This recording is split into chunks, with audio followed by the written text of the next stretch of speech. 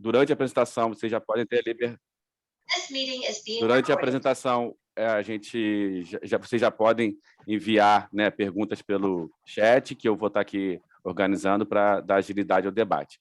E o objetivo dessas lives é justamente criar esse ambiente de debate, né, tanto na Fiocruz como em outras instituições, sobre o tema de empreendedorismo e spin-offs acadêmicos, né? Então, você levantou a mão, Jadson? Eu ia levantar aqui, mas foi mais rápido fazendo assim. Eu tinha pensado, porque o que acontece? A doutora Natália, ela vai explicar a parte jurídica. E eu vou colocar algumas coisas da parte jurídica lá, que eu vou falar aqui, ela que eu vou deixar para ela falar, senão eu vou ter que falar. Ela já falou. Pode começar, professor, então. A gente muda a ordem aqui, se for o caso. Agora, o que acontece? Eu fui um cavaleiro, né? Claro que ela ia apresentar primeiro, mas como a gente não conseguiu preparar a estratégia de entrar um junto com o outro, que essa era a ideia, sabe, Celeste? A gente queria fazer junto. Eu falava, aí naquele momento a Natália entraria. Mas a gente não teve tempo. Assim, ela está de férias, né, gente? Vocês estão sabendo que ela está de férias, né? Então, assim, ela está lá na praia e a gente está trabalhando.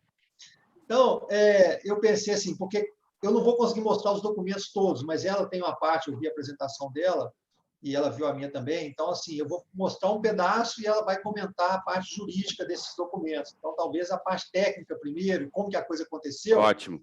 Vai surgir muito mais dúvidas dessa parte que ela vai provavelmente esclarecer do ponto de vista institucional via como CTIT, né, como ICT, que faz a transferência de tecnologia, e é uma parte que eu não domino. Eu vou contar a história do nosso caso, né? Por isso que é esse nanobit. Se vocês não se importarem, né, vocês desculpem. Ótimo, ótimo. Melhor ainda. Então, Jadson, eu vou aqui ler seu mini currículo. Então, eu fiz um resumo do seu mini currículo resumido. Tá? Então, se faltar alguma coisa, fique à vontade. Desculpe, Anderson, deixa eu só dar boa tarde aqui, porque nessa informalidade nossa, acabei, né, não cumprimentando aí as pessoas que chegaram, dando as boas-vindas, né, dizendo da nossa felicidade de estar, né, tendo esse espaço agora para conversar sobre empreendedorismo de base científica e tecnológica, os temas, né, de alta complexidade, ou temas que são desafio hoje para as instituições públicas, lidar, estabelecerem suas normas. Então, nós estamos aqui, né, nessa live, né, começando essa estratégia, trazendo, então, hoje ao FMG, que tem um caso bastante interessante, que nós tivemos a oportunidade de ouvir esse caso no evento do Fortec lá em Maceió, e aí eu tive a oportunidade também de conhecer o nosso querido pesquisador aí, professor Jackson, e a Natália, que a gente já conhece há 16 anos, segundo ela, né? Para mim, podia ser mais, muito mais, porque parece que sempre foi assim. Então, dando muito boas-vindas e muito feliz de estar com vocês aqui hoje. Acho importante a gente ser bastante claro, didático, para compartilhar realmente uma experiência que é bastante positiva, e é isso que a gente pretende, então, entender, né, esse modelo de vocês, ver o quanto a gente pode estar, né, com suas devidas adequações, adaptações, está podendo, né, também pensar no modelo, né, semelhante para determinados casos. E é isso, poder avançar junto nessa discussão no Brasil e incorporar cada vez mais. Temos, assim, bastante pessoas muito qualificadas aqui no nosso público já, né, Adriano e muitos outros aí, que a gente já teve a oportunidade de cumprimentar, e bem-vindo a todos, então. Então, Anderson, vai lá, desculpe ter te cortado aí a ênfase, mas pode agora engatar primeiro e vamos ao debate. Obrigado, Celeste. O professor Jadson Cláudio Belchior, né, é professor titular do Departamento de Química da Universidade Federal de Minas Gerais, possui projeto em parcerias com inúmeras empresas, como a Matec Tecnologia, a AS Engenharia, Petrobras, Fiat. Em 2015 e 2017, teve 2 patentes concedidas nos Estados Unidos, com foco em materiais para absorção de gases como CO2, e, muito recentemente, o INPI concedeu 2 patentes em que foram usadas técnicas de inteligência artificial com foco em termogravimetria e com foco na determinação e o controle de contaminantes, respectivamente. Tem contribuído com estudos que permitiram ao FMG efetuar 3 licenciamentos de tecnologia à iniciativa privada. Em 2019, torna-se sócio da empresa Nanonib, Nanotecnologia e Inovação Inióbio, localizado no Parque Tecnológico de Belo Horizonte. Em 2021, foi aprovado o CT Nanobiomateriais UFMG, no qual é membro pesquisador. Muito recentemente, em 2021, teve o projeto de pesquisa licenciado pela UFMG para a empresa Fertilitalis, Inovativo Pesquisas. Jadson, por favor, pode começar. Agradeço mais uma vez, né, o aceite do convite pelo programa, e é muito bacana ver, né, um pesquisador empreendedor ganhar esse papel de protagonismo, tanto na instituição como fora dele, né? A gente trabalha com muitos pesquisadores empreendedores, e no começo eles têm medo de falar que estão empreendendo, têm vergonha, então acho que o papel dos pesquisador empreendedor é justamente esse protagonismo. Obrigado pelo convite, e está com você. Bom, primeiro agradecer aí, né, ter conhecido, foi um prazer ter ido no Fortec e conhecer tantas pessoas que estão, assim, estavam distantes do meu radar de visão, né, e eu aprendi muito lá, embora tenha ficado pouco tempo, mas foram 24 horas muito importantes para eu entender o contexto geral, né. Conheci a Celeste, ela fez o convite aí de fazer essa discussão nossa aqui, ela é bem informal, né, a gente trocar experiência, né, contar como que a gente conseguiu. Agradecer aí as palavras do Anderson e agradecer a presença, né, e estar à disposição da gente poder contribuir aí para isso aí, né, Anderson, que você falou. A gente, às vezes, né, eu passei por isso também, né, a gente ficar assim, poxa, você vai fazer parceria com a indústria? Tinha um professor, né, na minha graduação, ele fazia isso, a gente, muitas vezes, a gente escutava assim, os artigos deles são tintas e vernizes, ou seja, a gente ficava assim, né, achando estranho, mas teve gente no passado que desbravou o caminho e a gente acabou entrando nessa caminhada. Claro que a gente não abandonou, eu vou mostrar um pouco aí do que eu faço, né, em relação a parte de ciência básica. Então, eu vou abrir a apresentação aqui, a gente começa nela para poder... Deixa eu ver como é que eu vou compartilhar aqui a tela. Compartilhar a janela aqui. Imagino que já esteja passando uma telinha branca, né? Está dando para ver já? Bom, então, assim, o tema é empreendedorismo de base científica e tecnológica e gestão de conflito de interesses. É uma parte bastante nova para mim também, tá, gente? Isso aí, assim, eu fiquei surpreso quando eu falei assim, e agora, né? Como é que a gente vai fazer isso? E o caso Nanonib, né, que a UFMG tem aí como caso, primeiro caso, né? Pode ter, certamente tem outros na UFMG, né? A gente é um caso, mais um case para ela. E eu chamei essa apresentação, né, tecnologia da ciência básica ao mercado, né? É algo que a gente sabe, a gente pesquisador, né, a gente está muito acostumado a fazer ciência básica, pesquisa, né, de tentar responder isso aqui, né? Por que é importante? O que é importante? O outro lado da ponte, eles querem saber como que essas coisas são importantes para esse lado de cá, também contribuir para o outro lado e aplicar aí para o mercado, né? Mercado, assim. Então, como que desenvolver conhecimento básico pode e é possível chegar lá? Então, é isso que eu vou tentar mostrar um pouco dessa experiência que a gente tem aqui no Departamento de Química da UFMG. Bem, aí já falou, né? O Anderson apresentou aí, né? Eu entrei na UFMG em 96 e meu mestrado e doutorado foram na UFMG, longe da parte experimental, tá, gente? Aqui eu foquei minha graduação quase toda, minha pós-graduação também, focada, vou falar um pouquinho rápido disso aí. Aí, né, sou professor titular da UFMG desde 2015, depois também participo da pós-graduação do Departamento de Química, da Bioinformática, pesquisador do CNPq, artigos, capítulos, patentes, currículo completo no CNPq. Bom, como que tudo isso acontece, né? Como é que chega nessa parte aqui, né? Pesquisa básica, você tem uma luzinha aqui, uma lanternazinha, um apontador. Então, como é que a gente chega aqui na pesquisa básica e tecnológica, né? Tudo começa na minha vida em 97, né? Eu entrei no UFMG em 96, 97, eu começo a migrar para esse lado, não abandonando o outro lado. Antes desse período aqui, nesses 10 anos aqui, parte da graduação, o meu foco era ficar resolvendo equações desse tipo aqui, né? Estudar a teoria, fazer modelos em mecânica quântica e ficar fazendo pesquisa extremamente básica, né? Entender por que um átomo excita uma molécula, por que a molécula muda do estado e a transição é proibida. Então, essa parte aqui que eu ficava... que era um prazer enorme desenvolver esse tipo de trabalho. Né? Mas aí, em 97, estudando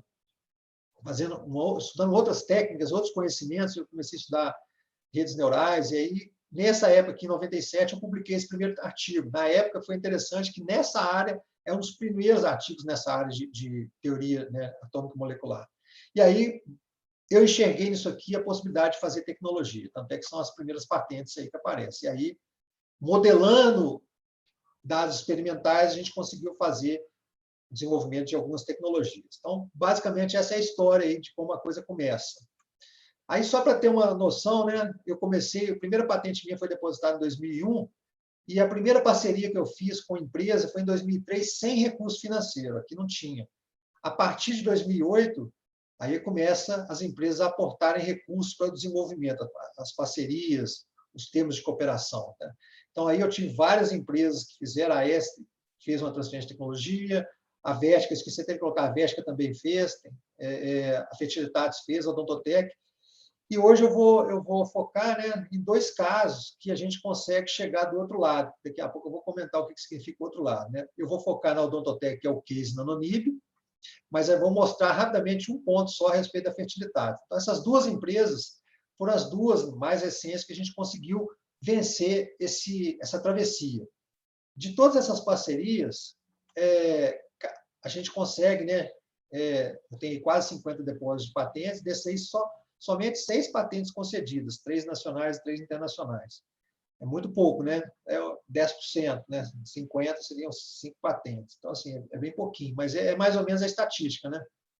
E aí, o que esses termos de cooperação e acordos de parcerias com recursos captados vieram para o UFMG? Algo aí, então, cada empresa dessa aí, né? Foi contribuindo, parcerias com o Estado também, FAPEMIG, a gente chegou a quase 12 milhões de reais em contratos assinados.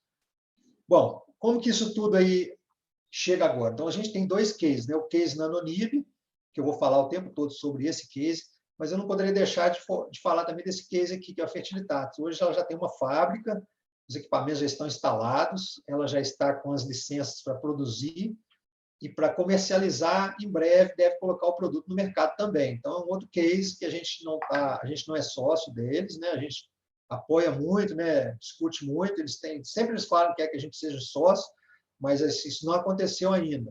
Agora, na Nanonib, sim. Aí eu vou explicar como que aconteceu na Nanonib, que é o caso nosso. Então, hoje o foco realmente na Nanonib. Nanonib é um laboratório, um laboratório de 80 metros quadrados. Aqui são as salas lá, aqui é a parte da parte de pesquisa, aqui é a parte de reuniões, que é a entrada da Nanonib. Está dentro do Parque Tecnológico do BHTEC em Belo Horizonte, que é vizinho. Eu vou falar um pouco aí onde que a gente está, aqui no Parque Tecnológico. Então, essa empresa é o case que eu vou comentar hoje, como que a gente conseguiu desenvolver, chegar aí e acontecer esse caso aí do conflito de interesse, que a gente foi até uma surpresa para a gente no final, porque a gente não sabia que isso existia. A doutora Natália me deixou assim algumas semanas preocupado.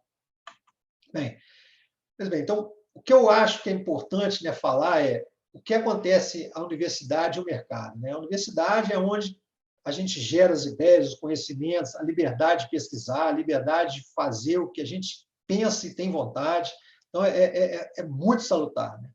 Mas o grande problema é esse abismo aqui. Ó. Por exemplo, eu fazendo parceria com empresas desde 2003, só no finalzinho agora, praticamente 20 anos depois, que eu consegui atravessar esse abismo, né? Sair da universidade, não assim, tirar um conhecimento da universidade, da bancada do laboratório, e a gente está prestes a ter produtos no mercado aí para poder contribuir para a sociedade, contribuir com a formação de alto nível de gente trabalhando e chegando aí nas empresas que a gente tem. E aí, claro, na UFMG a gente passa pela fundação e passa pela CTT, porque a CTT é o nosso pulo para poder chegar aqui, porque eles são a parte jurídica de todo esse processo. Então, esse Vale da Morte, ele é um desastre para nós. É algo que a universidade precisa de aprender a fazer para ajudar os pesquisadores. A universidade, quando eu falo, são as instituições, as ICTs, né? No caso aí de vocês também, né? A gente precisa de aprender como que consegue atravessar isso aqui, porque a maioria das vezes morre aqui. Então, assim, eu tive vários. Chegar ao ponto de quase desistir, né? Então, mas a gente conseguiu. Né? Então, eu vou mostrar o case Nanonib e a parte que vem em conflito de interesse, porque a gente é funcionários públicos, né? Nós somos funcionários públicos. Bem, na UFMG, né, em particular, os cenários são vários, né? Você talvez até tenha mais, doutora Natália, aí, por isso que eu falei que eu queria começar, porque eu sempre me remeter a ela para ela poder complementar depois, porque ela que é tem expertise nisso. A gente foca, geralmente, nessa parte. Eu sempre foquei meus trabalhos com tecnologia inexistente para fazer o acordo de parceria e a gente poder desenvolver patentes. Projeto de extensão na UFMG, eu fiz 2 na minha vida acadêmica toda. Ano que vem eu posso aposentar. Então, eu tenho 2 projetos na UFMG de projeto de extensão, que ou é alguma coisa encomendada e tal, mas desenvolver conhecimento e fazer um acordo de parceria para poder ter esse tipo de coisa é o que a gente sempre gostou de fazer. Então, basicamente, né, como que funcionou o modelo da UFMG para o caso Nanonib? A UFMG, aí a transferência com exclusividade, essa empresa aqui, Odontotec, eu vou explicar como é que foi o passo a passo, né? Aqui é só para a gente entender que tinha uma empresa com interesse de fazer a parceria, então houve um acordo de parceria, houve a API compartilhada entre a UFMG e essa empresa, que os professores não participam dela, e a transferência de tecnologia da UFMG para essa empresa Odontotec é com exclusividade. Entretanto, por causa da nossa participação na Nanonib, o sublicenciamento da Odontotec para a Nanonib, segundo o pessoal da CTIT, segundo toda essa parte jurídica aí, não pode ser com exclusividade. Essa é outra coisa que a gente precisava de avançar, porque isso cria outros problemas. Mas, no nosso caso, seguindo todas as normas institucionais, é sem exclusividade. Então, o FMG, empresa, tem interesse de fazer pesquisa com a gente, faz um acordo de parceria, compartilha, né, a propriedade intelectual, porque ambos são parceiros lá no depósito do INPI. A transferência é com exclusividade, porque é direito legal para a empresa que está financiando a pesquisa, por isso que no modelo anterior a gente faz com financiamento. Aí, qualquer eventual passo seguinte é sem exclusividade, e aí foi o que aconteceu com a Nanonib. E aí aqui a gente temos o sócio, somos a Poliana, que é sócia aqui, e aqui são os professores, Luiz, Cíntia e Jadson. O Luiz é o coordenador geral do projeto, a Cíntia ela participa, é professora também, nós 3 somos iguais. O que eu vou mostrar aqui de conflito de interesse aconteceu igualmente, só foi trocado os dados pessoais. Bem, então, como funciona? As parcerias, universidade e empresa, a gente tenta fazer inovação e como chegar no mercado, né? Como fazer isso acontecer, que esse é o caso que a gente quer mostrar. Então, vou falar um pouquinho da Nanonib, né? As tecnologias, como é que a empresa foi criada em 2019, depois vou mostrar etapa por etapa de como que a gente faz o procedimento para ser institucionalmente correto, tudo dentro das normas institucionais, dentro das regras estabelecidas, tanto da parte do departamento, quanto do instituto, quando, no nosso caso, é departamento e instituto, a CTIT, toda essa parte aí bem estruturada. Então, quem somos nós, né, na Nanonib? Somos 3 professores que participamos aí da parte de desenvolvimento técnico, e há 3 pessoas que são... o Joel até foi ex-aluno do departamento, fez doutorado lá na Química, mas essas pessoas foram as que investiram e fazem toda a parte de negócios da empresa. A gente não pode participar, né? Então, eles fazem toda essa parte. E a gente também não sabe, então tem que ter os 2 lados, né? Esse Vale da Morte aí, eu já tive parceiros assim, as pessoas tinham muito dinheiro para colocar no negócio, mas não adiantava, porque elas estavam interessadas no negócio delas e queriam que a gente fizesse tudo. E aí a gente cai no Vale da Morte. Nesse caso aqui, não. Esse grupo aqui realmente participou para fazer com que a coisa acontecesse.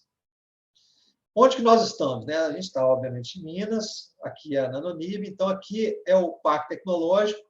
A gente está bem, para quem não conhece, né? A gente está bem pertinho do campus da UFMG, o departamento de Química está nesse cantinho aqui, né? Então, a gente está bem pertinho para chegar lá na Nanonib. O Parque Tecnológico está dentro de uma mata muito bonita, no fundo aí a serra, né, de Belo Horizonte, e aqui está o UFMG, e aí a gente toda hora está, né, é fácil demais de trabalhar. E claro que a gente considera o tempo todo a parte que nós vamos depois concluir essa apresentação sobre a parte que não pode haver conflito, né? A gente tem que tomar muito cuidado quando a gente é professor, qual é o momento de ser professor e qual é o momento de ser dono de empresa, participar. Doutora Natália, talvez, não sei, acho que ela não vai falar, mas assim, ela sabe, tudo que eu faço na UFMG, O 0800 é a linha vermelha que me liga a CTT, ou a doutora Natália ou a doutora Juliana, porque eu não faço nada sem consultar, porque eu sou o FMG primeiro, antes de ser sócio de empresa. Então, qual é a história do background? Oi? Um contato direto, né, professor? É a linha vermelha aí, que o tempo todo. Tudo eu pergunto, tudo. Não deixo passar nada. Vou fazer uma reunião, pergunto. Sempre. Sempre assim. Totalmente, não tem nem o máximo. É o tempo todo transparente para que a instituição esteja enxergando tudo que o pesquisador faz para não haver um problema de um conflito de interesse. Né? Então, o histórico background disso, como é que funcionou, né, na Nanonib?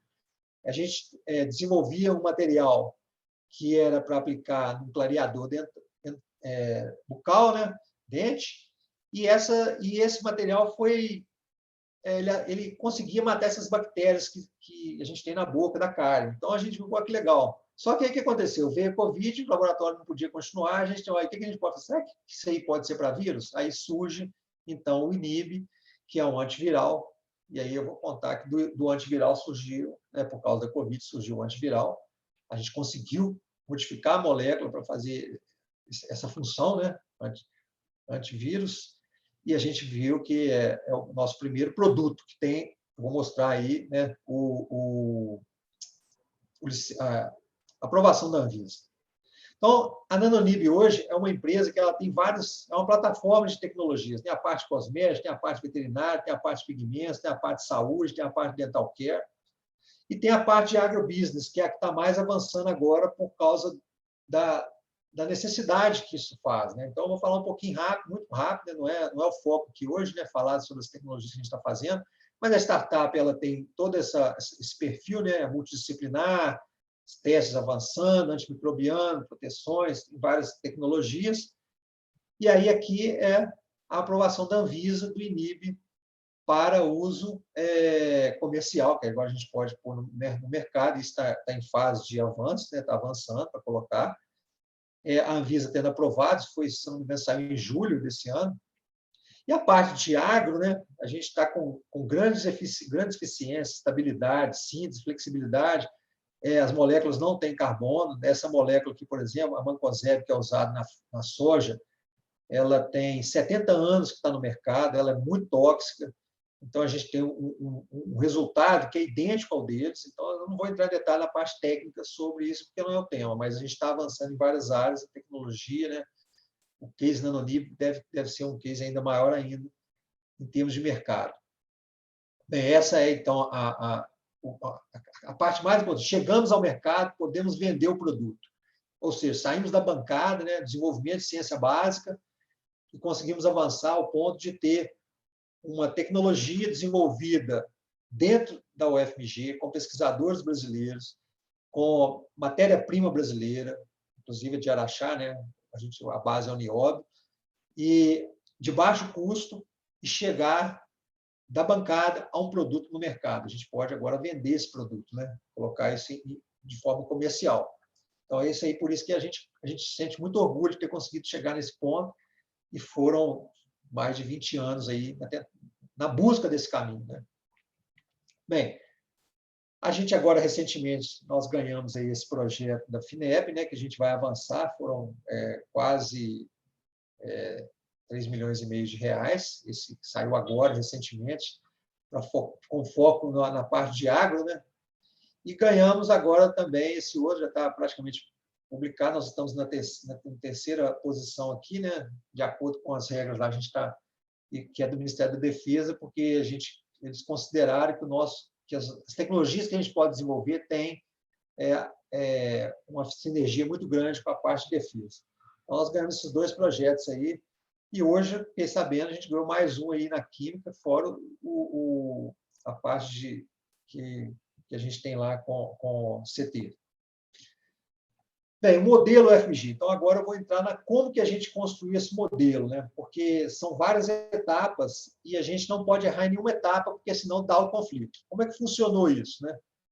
A primeira etapa, a gente considera que, primeiro, a gente tem um projeto de pesquisa, aí a gente acha um parceiro, né, da iniciativa privada com interesse de financiar, e aí como é que nós fazemos, né? Porque Claro que, igual tem o projeto com a CAO agora, com o INT no Rio, tipo com a Petrobras e tal, aí é um pouco diferente disso. Mas quando o financiamento é da iniciativa privada exclusiva, a gente sugere o financiador de ter um CNPJ sem nenhum ativo passivo para financiar a pesquisa, para a gente não ter nenhum problema jurídico. Ah, minha empresa está devendo, minha empresa está com o nome sujo, minha empresa fez isso. Então, a gente evita isso. Só cria um CNPJ e aí a sua empresa aporta, dá um jeito, mas não ter problema jurídico.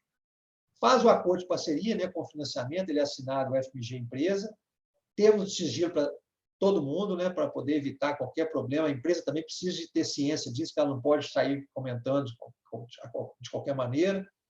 Fazemos o desenvolvimento dos depósitos de patentes antes de publicar os artigos, embora a CTIT fale, depois que a gente sempre espera, né? E aí faz a transferência com exclusividade para o CNPJ1, que foi criado.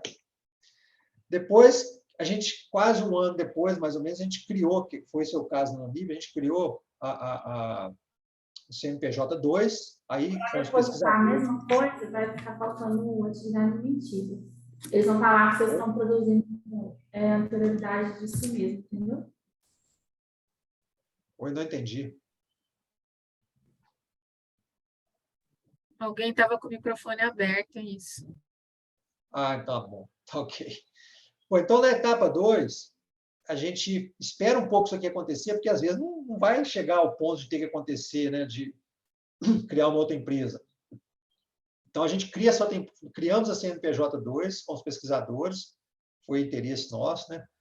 Comunicamos a ICT, no caso, a gente comunica a UFMG através da CTIT, os pesquisadores, professores estarão participando como sócios do CNPJ2, e essa nova empresa CNPJ2 solicita à ICT, no caso a UFMG é pela CTIT, o sublicenciamento, e sem exclusividade, porque a doutora Natália vai falar por quê, né? Eu também não gosto de sem exclusividade, não, mas é a regra aqui no Brasil.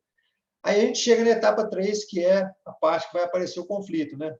Isso durou mais ou menos uns 4 meses, gente, porque essa etapa 3 eu destaquei ela aqui porque eu não sabia que ela existia, né? Nós fomos pegos de surpresa. Quando a gente estava resolvendo isso aqui acontecendo, não, vocês têm um problema de conflito de interesse. Na UFMG, isso é bastante recente, esse processo inicia com os professores fazendo a consulta ICT, e na UFMG foi criado um órgão que está diretamente ligado à reitoria, para uma análise prévia, interna, se há ou não conflito de interesse. Se esse órgão ele verifica que pode haver um conflito, aí o processo é negado e a gente prossegue para Brasília para a CGU avaliar, que foi o nosso caso, tá? Então, essa relação institucional ICT-UFMG, ela é dos professores e relativa à empresa. O conflito é nosso, interno. E aí, o que eu vou falar aqui serve para nós três, tá? Tanto para mim, quanto para a Cíntia, quanto para o Luiz. O documento é o mesmo, as perguntas são as mesmas, porque a gente tem... Por exemplo, o Luiz tinha sido... logo nessa época que a gente teve o conflito, ele tinha sido convidado para participar de uma diretoria.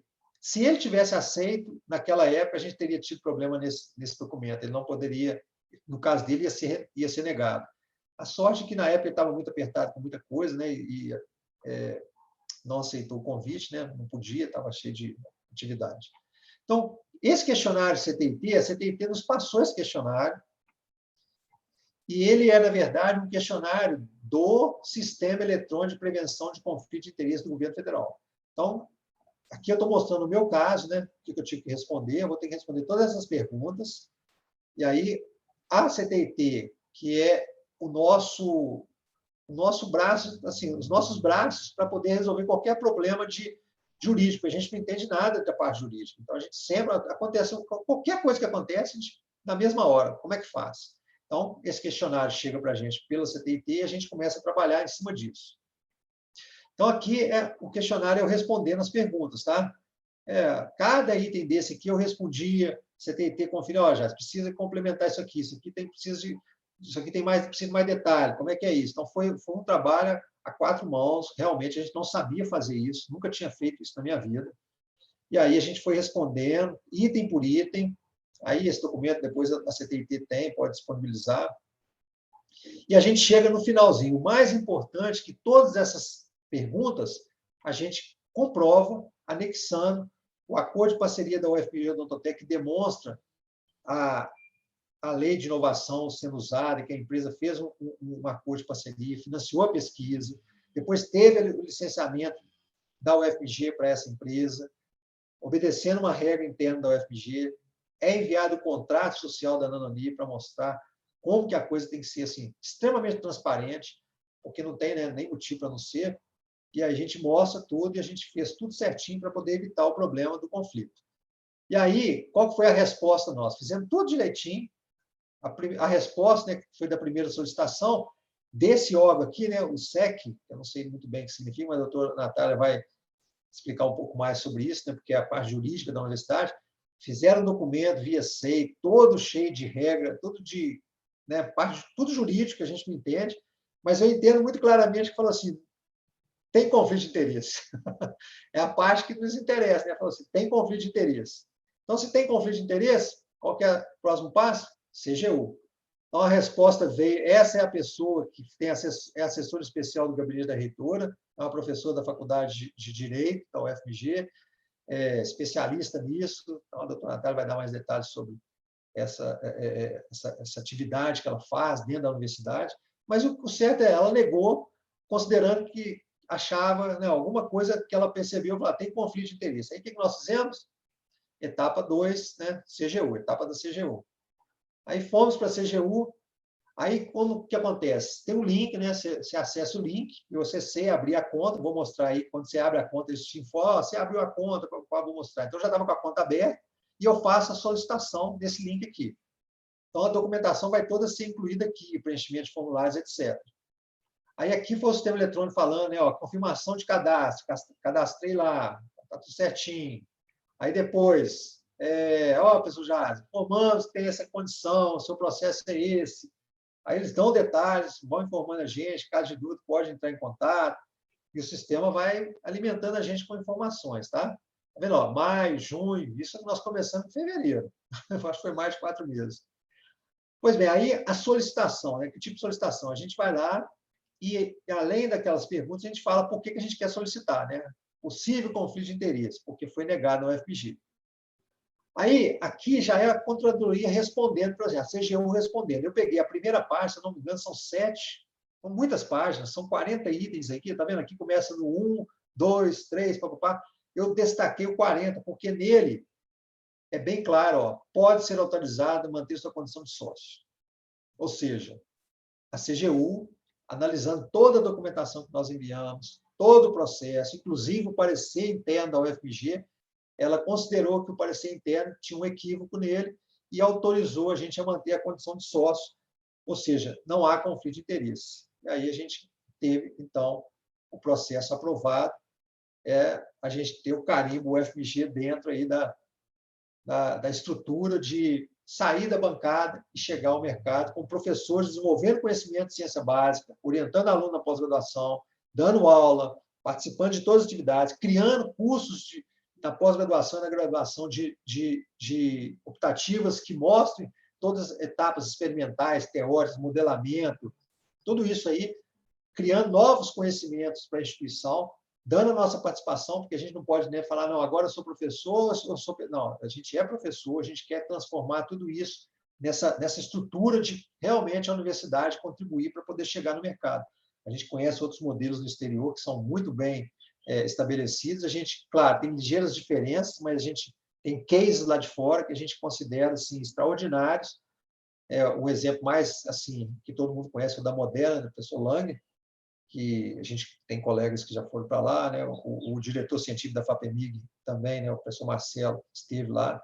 Então, a gente acha que a gente tem que chegar nessa condição. Tá? Então, foi aprovado, e aí a gente tem que, para concluir o processo, assinar esse termo de compromisso e aceite salvaguardas. Aqui está toda a regra que a gente tem que obedecer. Tá? A gente assina isso, põe no SEI, no sistema, tudo com a CTIT apoiando e acompanhando, e aí o processo é concluído, não há conflito de interesse, a gente pode, então, trabalhar como sócio, né, na empresa, não como administrador, porque não permite. E aí, eu coloquei isso aqui, nós tivemos a visita, presidente do TJ, nós fomos lá segunda-feira, né? Esses são o Luiz e a Assis não puderam ir, esse é o presidente do Tribunal de Justiça de Minas Gerais, que tem psoríase. e a gente levou para ele aí o potezinho, que é um trabalho que a gente está fazendo também na Nananib. É o resultado mais recente que a gente tem aí. Muito legal isso aí. Bom, eu queria agradecer, né, claro, ao UFMG, né, a CTI, ao UFMG, departamento, institutos, colegas, alunos, funcionários, todos, né, todos têm que contribuir de alguma maneira para isso acontecer. A CTIT, assim, sem a CTIT, a UFMG não teria chegado onde chegou. Eu acompanhei a CTIT bem antes da doutora Juliana chegar, né? Ela chegou lá em 2004. A doutora Natália fazia jardim da infância, né? Sei lá, ensino médio ainda. E aí a Fundeb e a Fundação Cristiano Ottoni, né, que são parceiras e permitem, eu não posso deixar de falar do CNPq, da FAPEMIG, né? O professor Beirão, hoje presidente da FAPEMIG, foi fundamental nessa trajetória toda aí para eu poder criar a estrutura de desenvolvimento científico e tecnológico. Hoje o professor Evaldo, lá no CNPq, também já contribuiu muito para a gente poder fazer essa coisa toda acontecer. E as empresas parceiras, que são os nossos parceiros, e meus colegas estão aí no UFMG. Bem, era basicamente isso aí que eu preparei para a gente poder apresentar, né, para vocês. Não sei se eu fui claro, né? Celeste me cobrou lá no almoço que não estava muito claro de algumas coisas, porque lá foi mais. Lá eles não me pediram para apresentar slides, me pediram só para falar. E foi muito corrido, o tempo era.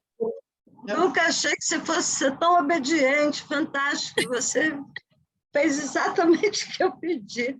Você faz favor de mostrar tudo, falar de todos os contratos, falar de todos os detalhes. Muito bom mesmo, muito bom. Obrigada. É isso aí muito claro, né? Como é que acontece, como é que faz. Assim, foi uma trajetória assim, muito difícil, né? Igual o Hans falou, né? Muitos colegas têm esse receio de falar. Como eu tinha feito na minha graduação muitas matérias no departamento de física, da parte teórica, né? O meu foco inicial era teoria. Eu conheço muito meus colegas da física. Geralmente a gente entra em debate, né? Mas aí fala, não, cara, a gente continua fazendo ciência básica, a gente continua orientando aluno em teoria de colisões, em teoria de clusters e tal. Mas tem a outra parte que você pode fazer, você não pode se esquivar daquilo que você tem a oportunidade de avançar, né? Obrigado aí pela oportunidade, novamente. Obrigado aí, doutora Natália, que está aqui comigo com a UFMG, que sempre esteve. Lembro dela, gente, como aluna lá, fazendo estágio. Quer dizer, a mãe dela era funcionária. 16 anos, professor!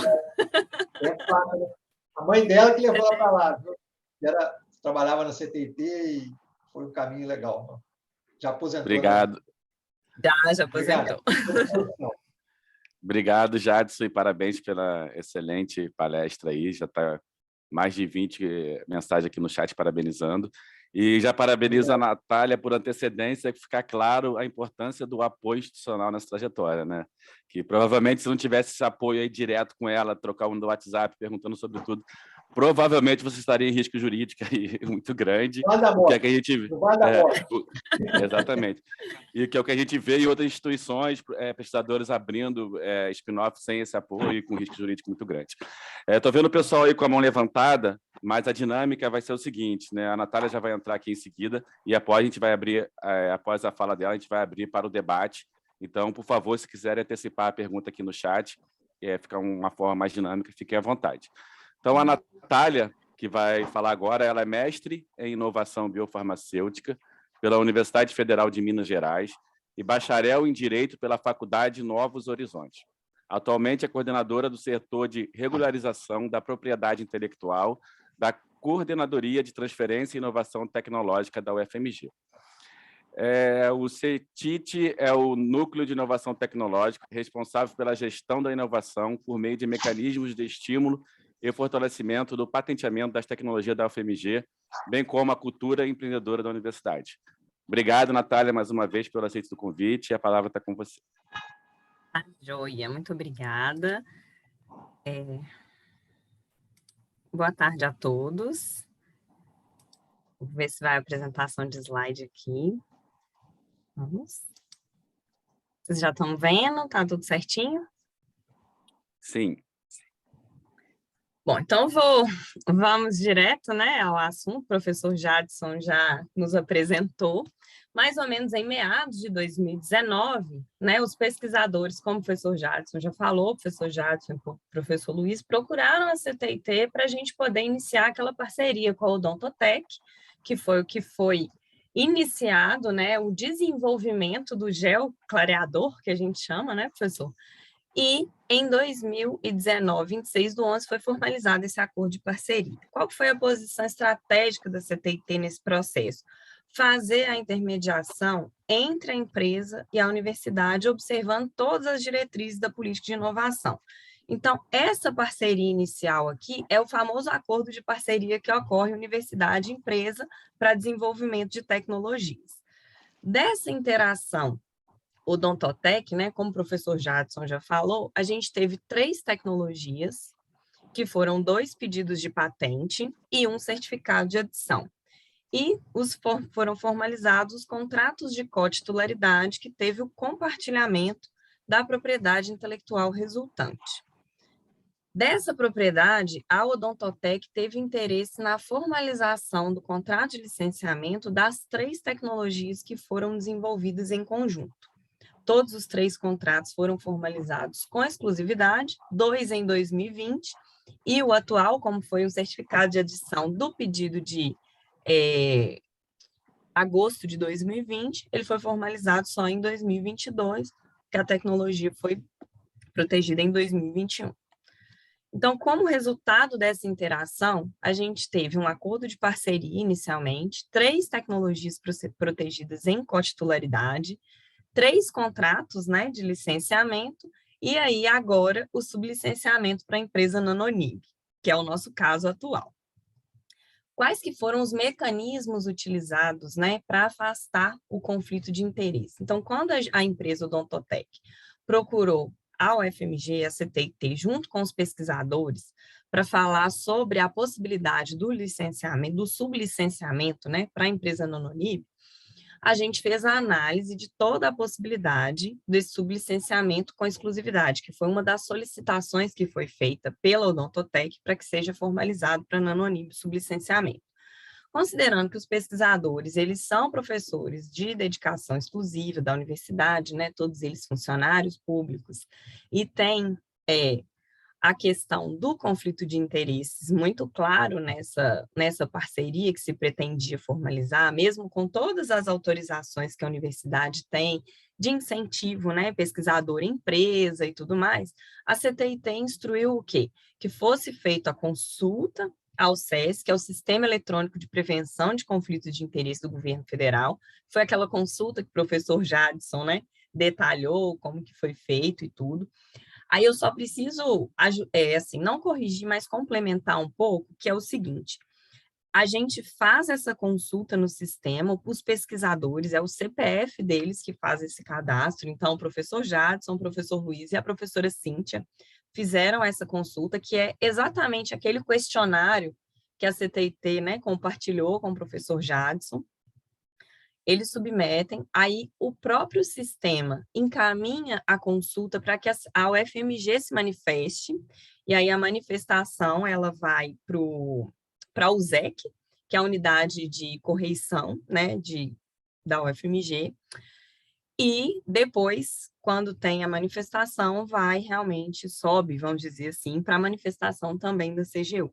A questão, né, da análise do contrato de sublicenciamento, a gente indicou pela CTIT que fosse formalizado sem exclusividade entre a Odontotec e a Nanonib, até para realmente não configurar que a universidade estava fazendo um acordo de parceria, vamos dizer assim, desenvolvimento de tecnologias e licenciamento com exclusividade para a empresa de pesquisador. Então, é mais ou menos uma forma de proteger a empresa parceiras, né, as empresas parceiras, e realmente afastar a questão do conflito de interesses, e a indicação da formalização do termo de compromisso e aceite de salvaguardas.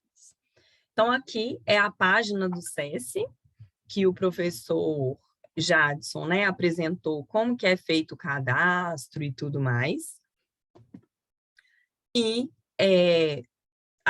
eles preenchem isso, submete aquela consulta, e aí vem todo o processo, que temos 3 caminhos, vamos dizer assim, a ser seguidos. O primeiro é a consulta aos pesquisadores. A CTIT, ela faz todo o auxílio nas respostas que são feitas ao questionário para submeter a esse sistema, né, ao SES. Então, a gente ajudou os pesquisadores a responderem, complementar com a justificativa toda a legislação permitindo, né, que professores que tenham empresa podem fazer licenciamento de tecnologias. Então, não é aqui um acordo de parceria, ele não está tendo desenvolvimento de tecnologias. Então, isso ficou muito claro na resposta que foi apresentada, né, do questionário para submissão à consulta, à CGU.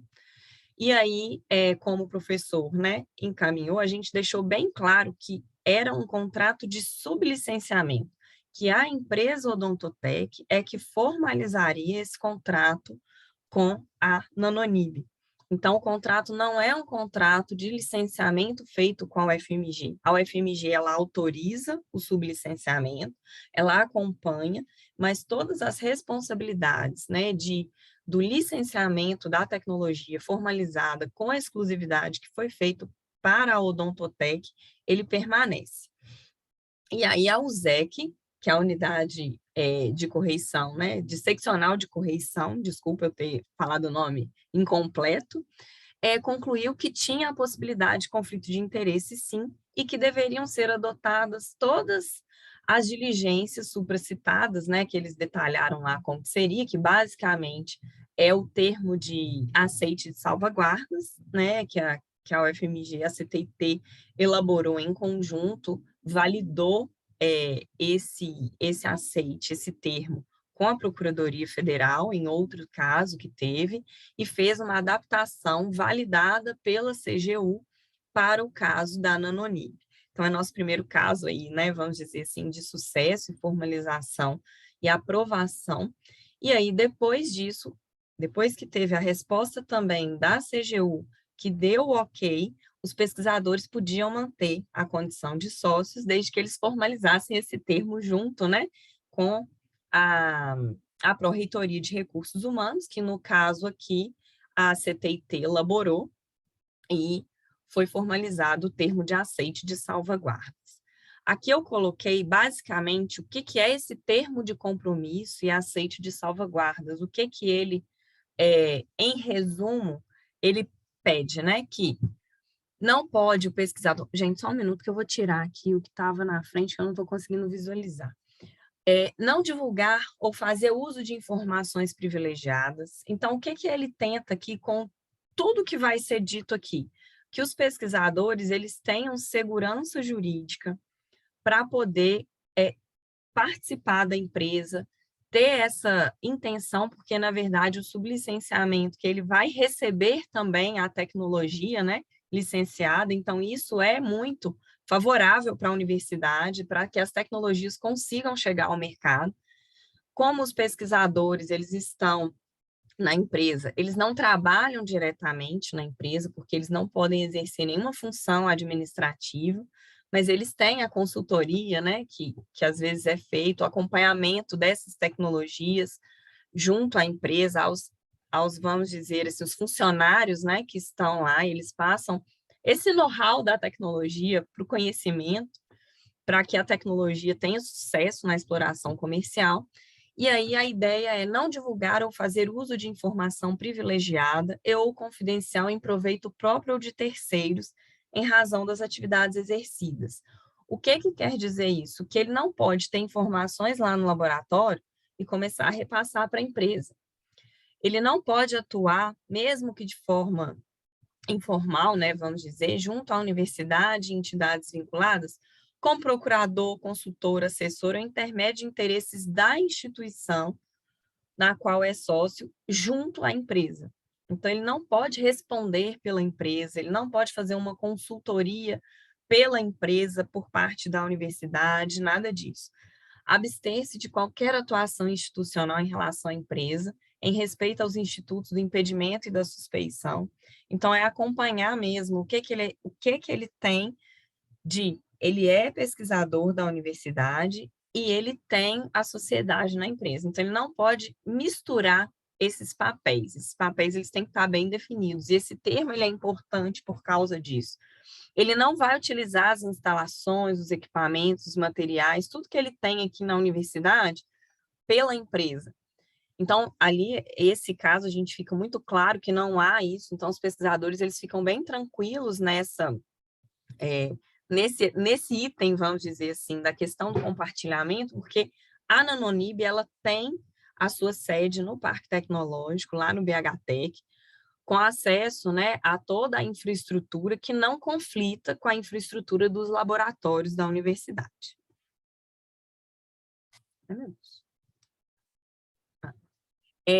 Não pode solicitar favor que possa estar relacionado aos interesses da instituição, então, não pode ter troca de favor entre universidade e empresa, não pode ter atuação vincular a atuação, vamos dizer, da empresa ao nome e imagem da universidade. Então, a forma como é feita, né, que eles fazem a divulgação do produto, que tem, né, falando que é tecnologia desenvolvida em parceria com a universidade, isso tudo é acompanhado pela CTIT.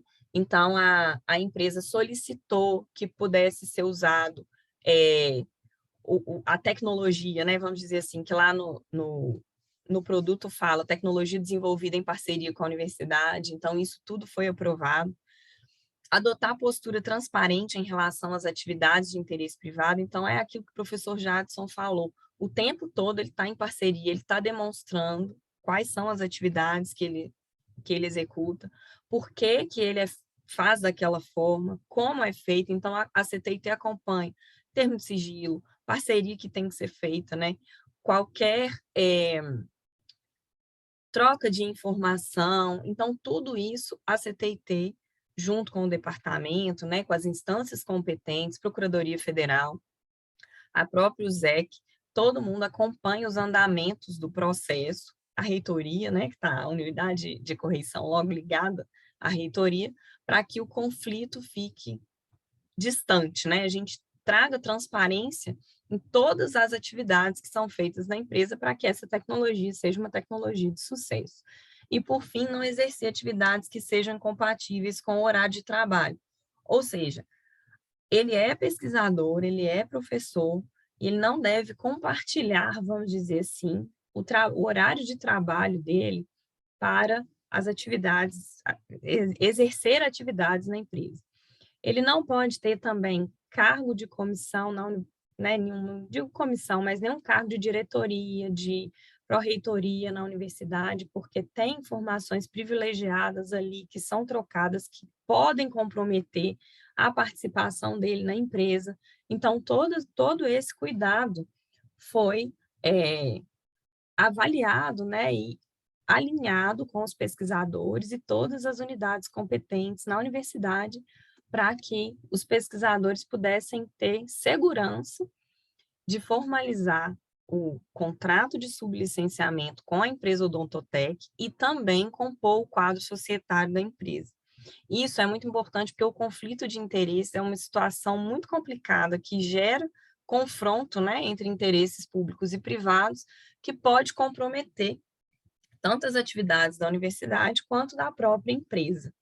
Então, esse acompanhamento jurídico que é feito pela CTIT, junto aos pesquisadores, à empresa, tanto a Odontotec quanto a Nanonib, elas estão o tempo todo em contato, demonstrando as atividades, solicitando as autorizações necessárias, apresentando os resultados que a universidade, que eles tiveram, né, vamos dizer assim, com os desenvolvimentos, qualquer nova atividade que tem que ser feita é consultada, então tudo isso é feito em paralelo com a universidade, no caso a CTIT, faz esse acompanhamento de perto. O professor Jadson brinca, né, que fala o tempo inteiro comigo, isso é verdade, a gente conversa o tempo todo, não só o professor Jadson, mas também a professora Cíntia e o professor Luiz.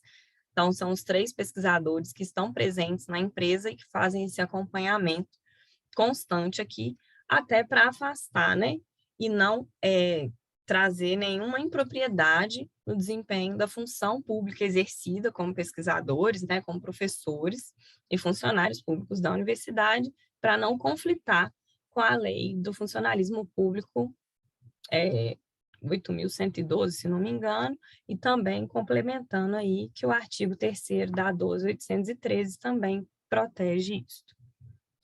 Então, eu queria agradecer. Eu falei rápido, eu acho, mas eu acho que agora as dúvidas que podem surgir, a discussão, acho que o professor Jadson vai nos ajudar aqui também com toda essa... gente, como é que eu cancelo aqui? Voltei. Com toda esse histórico, né, de parcerias que a gente tem. Tem o caso da Fertilitates, né, professor, também é um caso de sucesso, mas nesse ainda o senhor não está na empresa, né, apesar de já ter sido convidado algumas vezes, já falou isso com a gente, quem sabe é um caso futuro aí, né? E também... A gente não está dando conta, né? Pois é, coisa demais, né? Além da universidade ter esse monte de empresas, é difícil. Mas o professor Jadson é um professor que tem uma visão empreendedora, sempre teve, sempre teve várias parcerias. Eu acompanhei a partir da AMA, que foi a segunda parceria. A primeira, eu sei o histórico, mas eu não estava na CTIT ainda. Mas essa questão do conflito de interesses hoje é muito forte lá, e todo esse andamento, esse passo a passo, né, professor, ele tem que ser feito com muita cautela. Ele não é um processo rápido. Então, o professor colocou aí que seriam uns 4 meses, ele é um pouco mais. E ele veio depois do início da discussão, né? Então, essa questão de ter que fazer a consulta CGU, ter o acompanhamento da Procuradoria, ele surgiu durante esse processo de licenciamento e interesse do sublicenciamento. Então, por isso o professor Jadson falou que ele não sabia e foi surpreendido no meio do caminho, a gente também. Mas... foi um dos passos que eu acho que a CTIT ela teve esse cuidado e está sendo, eu acredito que pioneira nesse andamento com esse caso do professor, né, dos professores aí, que é o caso da Nanonic. Então, eu queria agradecer a todo mundo e fico à disposição. Natália, super, hiper obrigada. Acho que você também cumpriu a risca o que a gente pediu, ser clara, objetivo, mostrar todos os documentos que vocês, né, tinham em mãos para realmente a gente incrementar o debate. Eu fico muito feliz de estar trazendo um caso realmente positivo, né, e muito esclarecedor. Eu acho que a gente, com isso, contribui bastante para essa discussão adensar aí no Brasil, mas, enfim, não vou tomar tempo, imagino que muita gente querendo falar.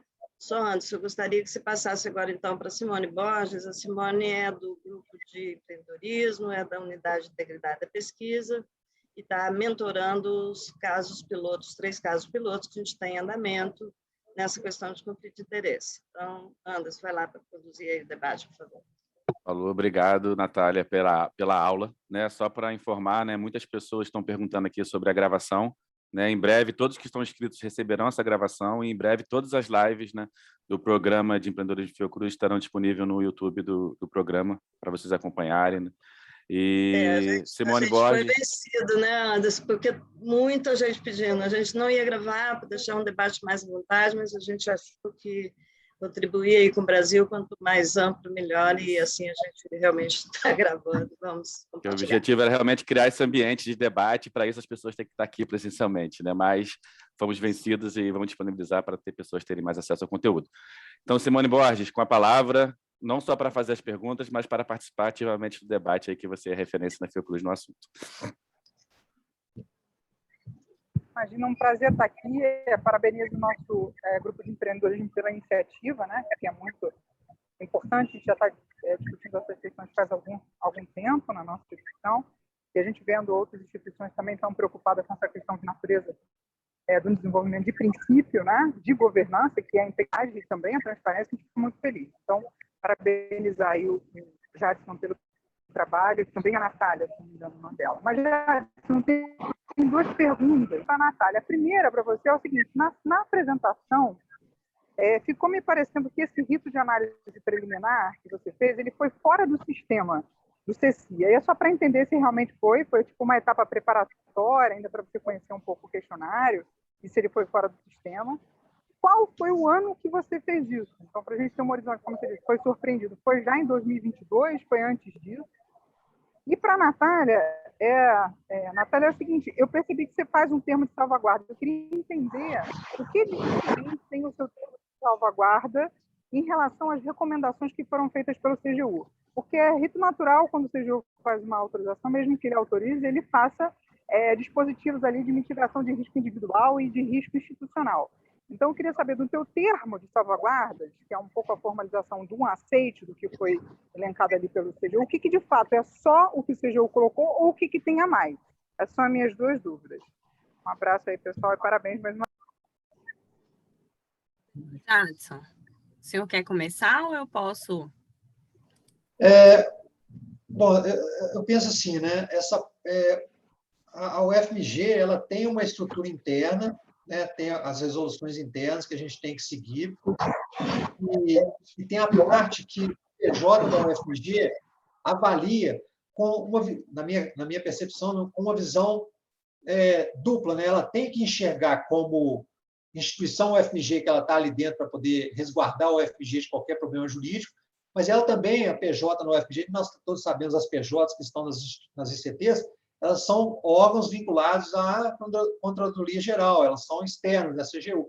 Então, elas têm que olhar dos dois lados. Então, eu vejo que na UFMG, a CTT é muito forte com essa relação com a PJ, para que isso aí possa estar bem alinhado, bem estruturado, do ponto de vista jurídico. Essa é a minha percepção, porque eu não estou na CTT, né? Mas quando eu começo a conversar da parte jurídica, eu não entendo, e peço explicações para a doutora Natália, para a doutora Juliana, a gente reúne e tal, eles trazem uma segurança muito forte para a gente, e a gente tem os termos que estão, do ponto de vista institucional, o UFMG, as normas internas, e tem a parte que vem externa, né, que tem que cumprir a lei e tal, que é as leis que regem essas coisas, né, a lei de inovação e tal.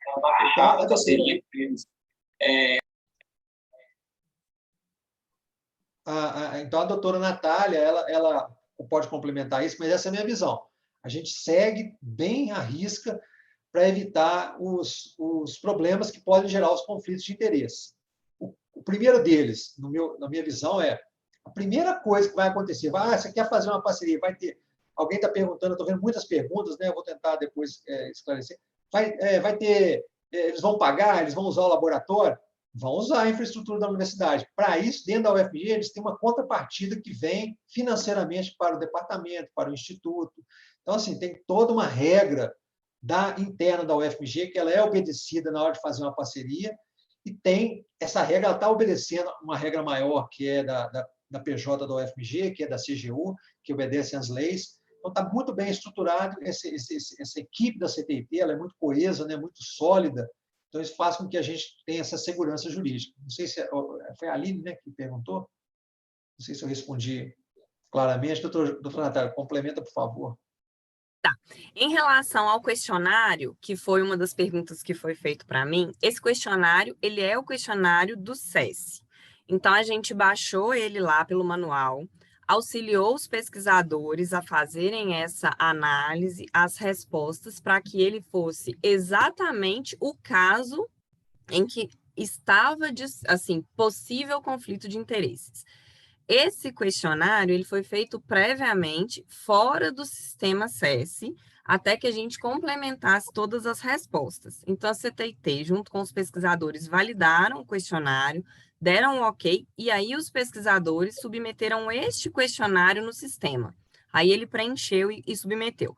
Depois dessa submissão, é que tem a análise pela USEC, que é a unidade de correição, que a CGU faz o encaminhamento do sistema, por sistema para que a UFMG se manifeste. Então, é o processo interno da universidade, primeiro, para que se manifeste. Existe ou não um conflito de interesses?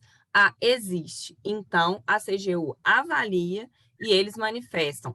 Não, considerando todo esse histórico, podemos afastar o conflito de interesses com a formalização, por exemplo, do termo de salvaguardas, que é o nome que a gente deu junto com a Procuradoria, e também sugestão da professora Marcela, como coordenadora, né, da USEC, E esse termo, ele contempla as exigências feitas pela CGU e as exigências feitas pela professora Marcela, quando ela sugere, no caso, né, nesse caso específico do professor, do caso da Nanonib, não tem especificações diferentes daquelas que a CGU solicitou no instrumento.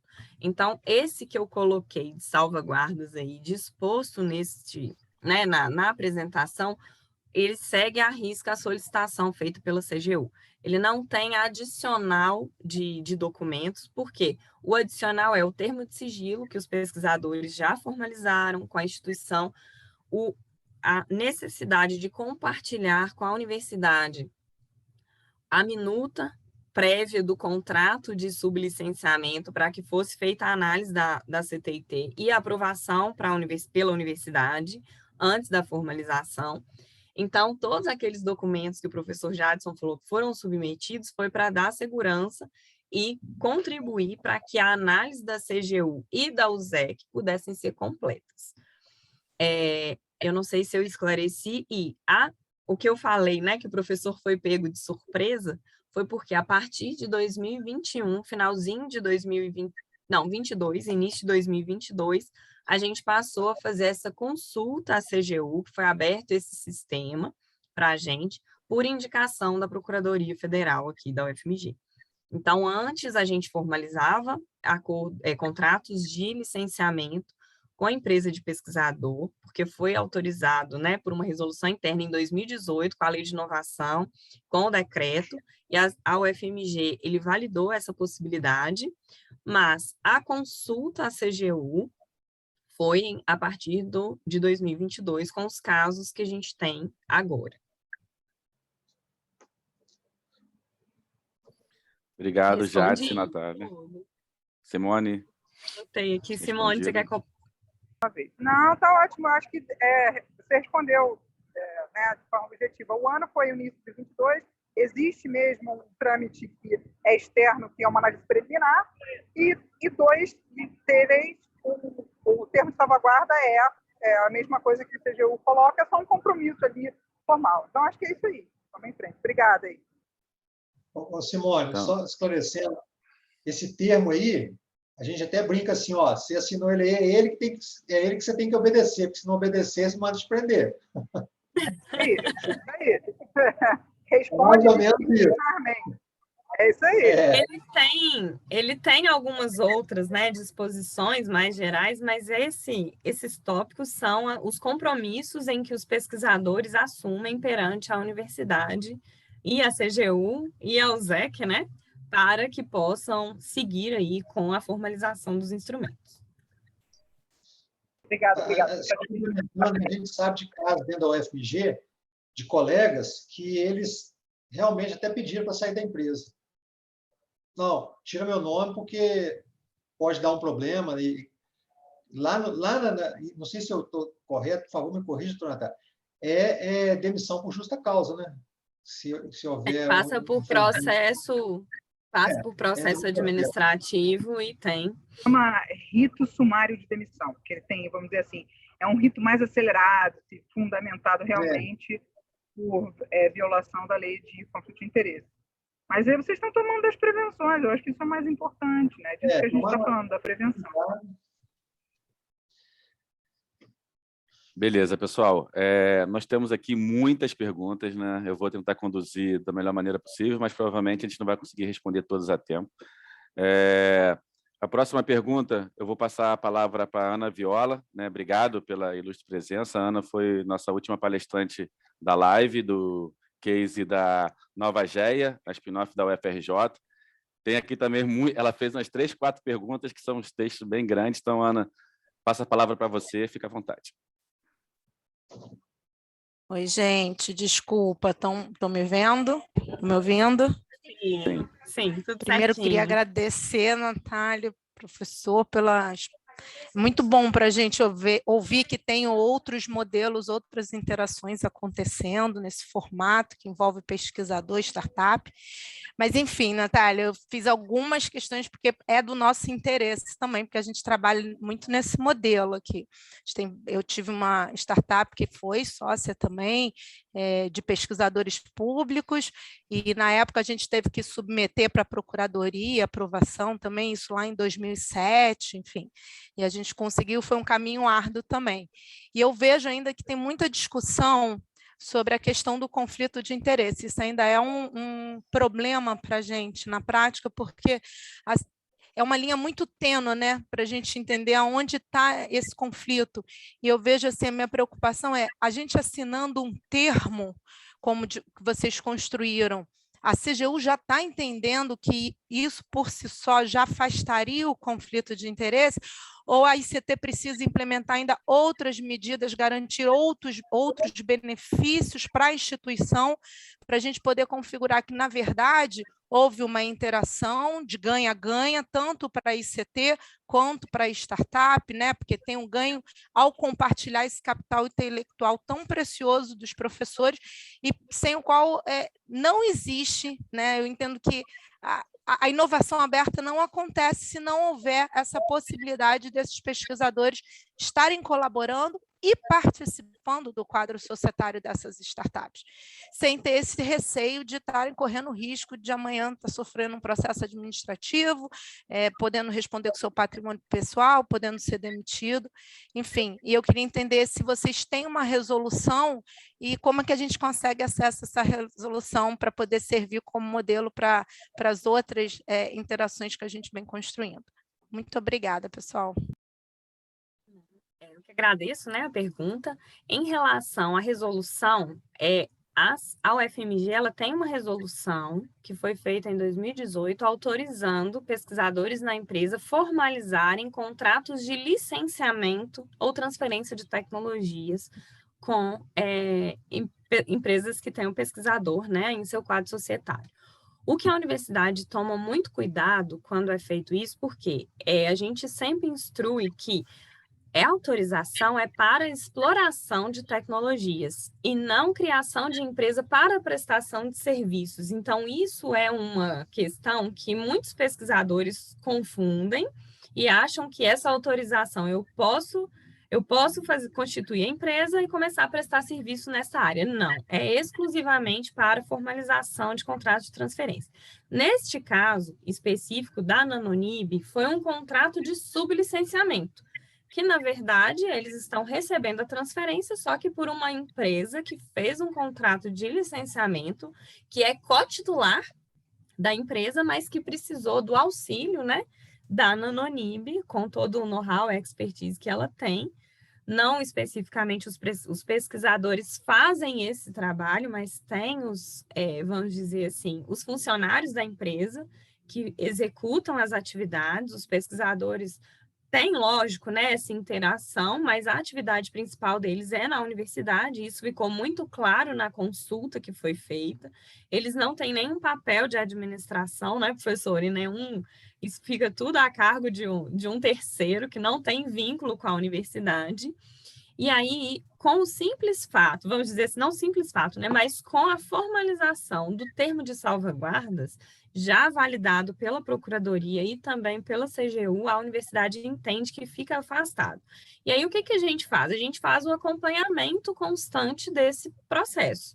A gente formalizou o termo, está formalizado o contrato de sublicenciamento, e a gente fica em contato constante com os pesquisadores para entender. Mudou alguma coisa? A sua atividade continua a mesma? Você mudou a sua atividade dentro da universidade? Porque tem um termo falando que você não pode ter cargo de direção. Você foi convidado? Se foi igual o caso do professor Luiz, não aceitou, porque ele já tinha sido conversado isso com a gente também, né? Que tinha esse processo de formalização, e considerando que ele tinha muitas outras atividades, né? Na própria universidade e vinculado à empresa, ele não aceitou esse cargo de direção. Então, o termo de salvaguarda, sim, atualmente ele é o documento que afasta o conflito, ele está disponível no SEI, a gente pode também compartilhar, e ele é adaptado para cada caso concreto. Então, a gente já fez outros 3 termos que ainda não foram assinados, mas estão em andamento a análise, e eles têm outras ressalvas e outras salvaguardas que foram necessárias colocar de acordo com a tecnologia que está sendo licenciada, com a atividade que o pesquisador executa e o tipo, né, de parceria que vai ser feito aí em relação ao desenvolvimento, a esse licenciamento, né? Não é desenvolvimento, porque não pode ocorrer, né? Ele ocorre só com a Odontotec e universidade, mas com a Nononib não. Só tirando mais uma dúvida, Natália, que eu esqueci de perguntar, quando o professor comentou que houve o licenciamento sem exclusividade, né? Foi sem exclusividade porque foi desenvolvido pela UFMG. Se tivesse sido desenvolvido em colaboração desde o início o projeto, a tecnologia, com a empresa, aí poderia ter sido feita com exclusividade, ou pelo fato de ter o pesquisador, aí não pode. Essa foi uma regra criada. Foi uma salvaguarda que a própria CTIT instruiu que fosse formalizado sem exclusividade. Por quê? Porque não pode fazer acordos de parceria, né, com empresas de pesquisador. Para não ter um entendimento equivocado de que teve uma empresa e agora a gente está licenciando com exclusividade para uma empresa de pesquisador, a sugestão foi que fosse feito sem exclusividade, até para configurar que não há mesmo conflito. Se tiver uma outra empresa interessada, se for de interesse da Odontotec, porque ela é a empresa que tem a responsabilidade do contrato de licenciamento com exclusividade que foi formalizado, ela pode consultar a universidade e fazer o mesmo trâmite. E aí, se ela não quiser também formalizar um sublicenciamento com outra empresa, ela tem essa opção, ela não é obrigada pelo fato de ter o sublicenciamento com a empresa de pesquisador. Então, foi feito sem exclusividade para a gente tentar afastar ainda mais a questão do conflito de interesse. Foi uma sugestão mesmo da CTIT, em muitas conversas, tanto com a Procuradoria, quanto internas com a diretoria, né, em muitos estudos, para que a gente chegasse inicialmente a essa conclusão. Isso pode mudar? Eu não sei. Atualmente, a indicação é ser sem exclusividade. Mas mesmo que fizesse a oferta pública, ainda assim vocês entendem que não poderia? A oferta pública poderia. A oferta pública se fizesse a oferta pública, mesmo sendo um co-desenvolvimento, uma outra opção, que é o lucro urbano, a gente poderia fazer uma oferta pública para poder configurar essa exclusividade? Você poderia fazer uma oferta pública para procurar um parceiro para sublicenciar. E aí a empresa do pesquisador poderia participar, e aí sim. Mas como o sublicenciamento ele é feito diretamente, e pelo fato de já ter essa empresa pesquisadores, a nossa sugestão foi que fosse feito sem exclusividade. Perfeito. Obrigada, Natália. Ana, só para dar um palpite aqui. Claro, né, a premissa eu sou sempre o FMG. Numa segunda parte do processo, eu sou um sócio de uma empresa. Então, agora, falando como sócio da empresa, essa é uma condição da lei que a gente acha que ela não é boa para o Brasil, porque a gente sabe que em outros lugares não acontece. É claro que a gente fica naquela situação, porque eu mesmo penso assim, poxa, imagina eu, pesquisador, como pesquisador, transferir uma tecnologia exclusiva para mim, isso não é justo com a sociedade, porque você está pagando imposto para eu estar trabalhando lá, e eu fazendo algo exclusivo. Claro que eu posso te argumentar que eu, como dono da empresa exclusiva, eu vou ter muito mais sangue nela para ela crescer, fazer acontecer e contribuir para a sociedade com emprego, com tecnologia, com conhecimento, etc. Mas é difícil demais tirar esse balanço. Em alguns momentos, eu sou muito contra isso, porque isso cria problemas na empresa. Né? Agora tem uma empresa que ela não tem exclusividade. Aí, como é que funciona? Essa empresa pode ter um problema. Mas, ao mesmo tempo, como professor e como cidadão, eu falo, isso aí realmente eu não posso privilegiar alguém. Né? Eu vou ser privilegiado quando da mesma forma eu não quero que seja privilegiado o outro. Então, é difícil demais, precisa ser bastante discutido para a gente achar uma forma legal que isso possa acontecer. Essa alternativa que você sugeriu aí de fazer a licitação pública, ela cria uma condição possível, mas mesmo assim pode ser ainda não é o adequado, né, professor? não é o ideal, porque você vai Tem um criar um risco, ponto... né?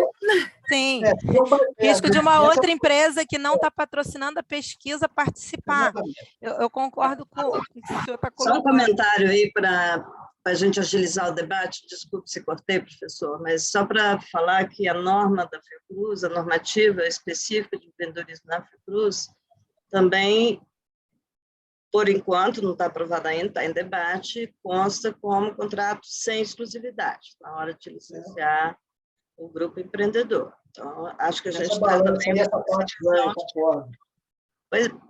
Porém, é algo que a gente também quer aprofundar o debate, né? Mesmo se a gente aprova assim, a gente vai continuar discutindo. Não, Mas e eu tô é vendo- importante, né, Celeste? Olha só, gente, tem muita gente inscrita, muita gente muito qualificada aqui, né? Está o Vitor Bruno já há algum tempo, está a Aline Moraes, que é do NIT lá do IOC do Fiocruz, o Gabriel Leonardo, isso quem eu estou vendo, viu, Anderson? Por favor, vamos pedir uma fala, talvez, de 3 pessoas, e a resposta ser um pouco mais concentrada, para a gente otimizar. Sim, beleza. A Aline Moraes estava com a mão levantada antes, né? Depois pode falar o Vitor e o Gabriel, né? Nessa ordem. Então, Aline Moraes, com você. Olá, gente, boa tarde. Então, primeiro eu queria agradecer ao Jadson e à Natália. A gente tinha tido a oportunidade de conhecer esse caso lá no Fortec, então já tinha sido muito enriquecedor. Conversei bastante com a Juliana Crepaldi sobre isso lá mesmo, e a UFMG sempre ia nos apoiando aí, trazendo aí conhecimento sobre esses casos tão inovadores. Eu queria fazer 2 perguntas com relação à atuação do pesquisador na ICT e na empresa. Como é que se deu isso nesse caso da Nanonib, né? O pesquisador ele está parcialmente atuando para a empresa e parcialmente atuando ainda para a universidade. De que forma isso foi estabelecido e, nesse sentido, a questão também da remuneração do pesquisador, né? Se a remuneração dele continua sendo realizada pela ICT e, na sua totalidade, pela ICT, de que forma foi feito esse arranjo, que é uma questão que hoje a gente vem discutindo bastante na Fiocruz, num caso concreto que a gente está tendo recentemente. Obrigada. Natália, posso começar? Essa pergunta é toda sua, professor. Tem a parte aí que é jurídica. Mas olha só, Aline, a gente sempre fez assim, né? A gente fala com a empresa que a gente quer, eles querem desenvolver junto com a gente. Isso aí, a lei de inovação é muito clara. Se houver financiamento da pesquisa, e esse financiamento envolve pagamento de bolsa para aluno, para professor, compra de equipamento, reagente, infraestrutura da universidade, que tem uma taxa lá, uma norma interna da UFMG, uma norma interna do departamento. Então, tudo isso está englobado no valor do financiamento. Naquele período de 24 meses, 18 meses, 36 meses, isso acontece com a interveniência de uma fundação direta. A gente não faz nada sem a fundação. E a CTIT coordena a parte jurídica em parceria com a fundação, e a gente recebe via fundação, tudo feito via fundação para ficar com um relatório transparente, tanto o relatório técnico, relatório financeiro, relatório jurídico. Então, a gente, depois que acaba o projeto e ocorre essas etapas aí de licenciamento, sublicenciamento e tal, o que acontece com a gente? A gente, no caso que nós somos sócios, a gente tem, como UFMG, agora falando como UFMG, a gente tem total interesse que isso aconteça. Nós queremos que a UFMG tenha um produto desenvolvido de tecnologia nacional sendo usado pela sociedade e que tenha benefícios para a sociedade. Obviamente, vai ter benefícios, né? Alguém perguntou aí do benefício, qual que é o benefício da instituição. A instituição está formando recurso humano, a gente continua dando aula, recebendo nosso salário integral, como dedicação exclusiva, dando aula. Aí, o que vai além? Isso eu deixei bem claro lá no Fortec. A gente vai além para contribuir para a formação de recurso humano de alto nível, criando disciplinas optativas nos cursos de graduação e pós-graduação que alimente a formação do aluno para ele entender como é que isso aí vai funcionar. Então, a gente continua incentivando a empresa como sócio e como pesquisador para que a coisa aconteça mesmo, porque se a gente parar, a gente cria o vale da morte para a empresa. Então, eu não sei se eu respondi a sua pergunta, podemos discutir um pouco mais, mas é mais ou menos assim que a gente tem feito, e é o caso da Nanonib. Tá, só Conversando com o complementando, que eu não sei se ficou claro, o fato de formalizar acordo de parceria com a empresa que tem pesquisador sócio, ele não pode ocorrer diretamente com o laboratório e com o grupo de pesquisa em que o professor está vinculado. Ele pode ocorrer com outros grupos de pesquisa, investimento em outras áreas, isso não tem problema. Atualmente é uma discussão que está sendo feita, mas o acordo de parceria não é formalizado para pesquisas na mesma área em que o pesquisador atua com a empresa em que ele é sócio. Por isso teve a Odontotec.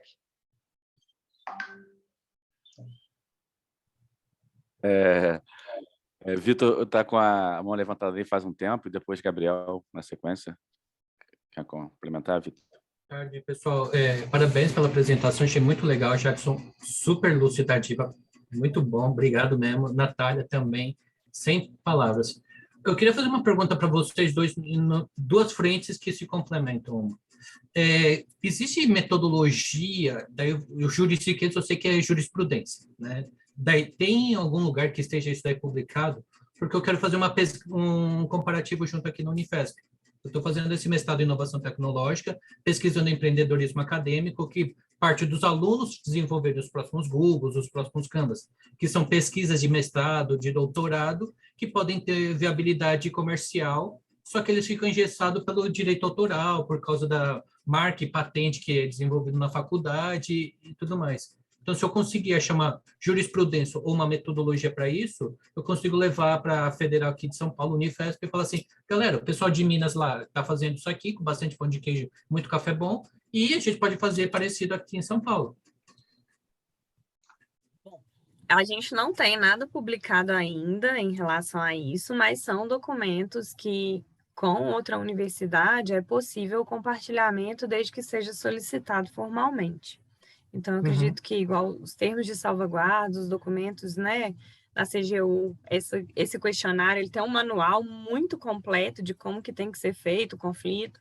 A CTIT, ela está formalizando uma cartilha que está em validação na reitoria e na procuradoria para ser publicada. Aí sim a gente vai ter todo o passo a passo que a gente tem feito, né, com isso, mas ainda não está pública.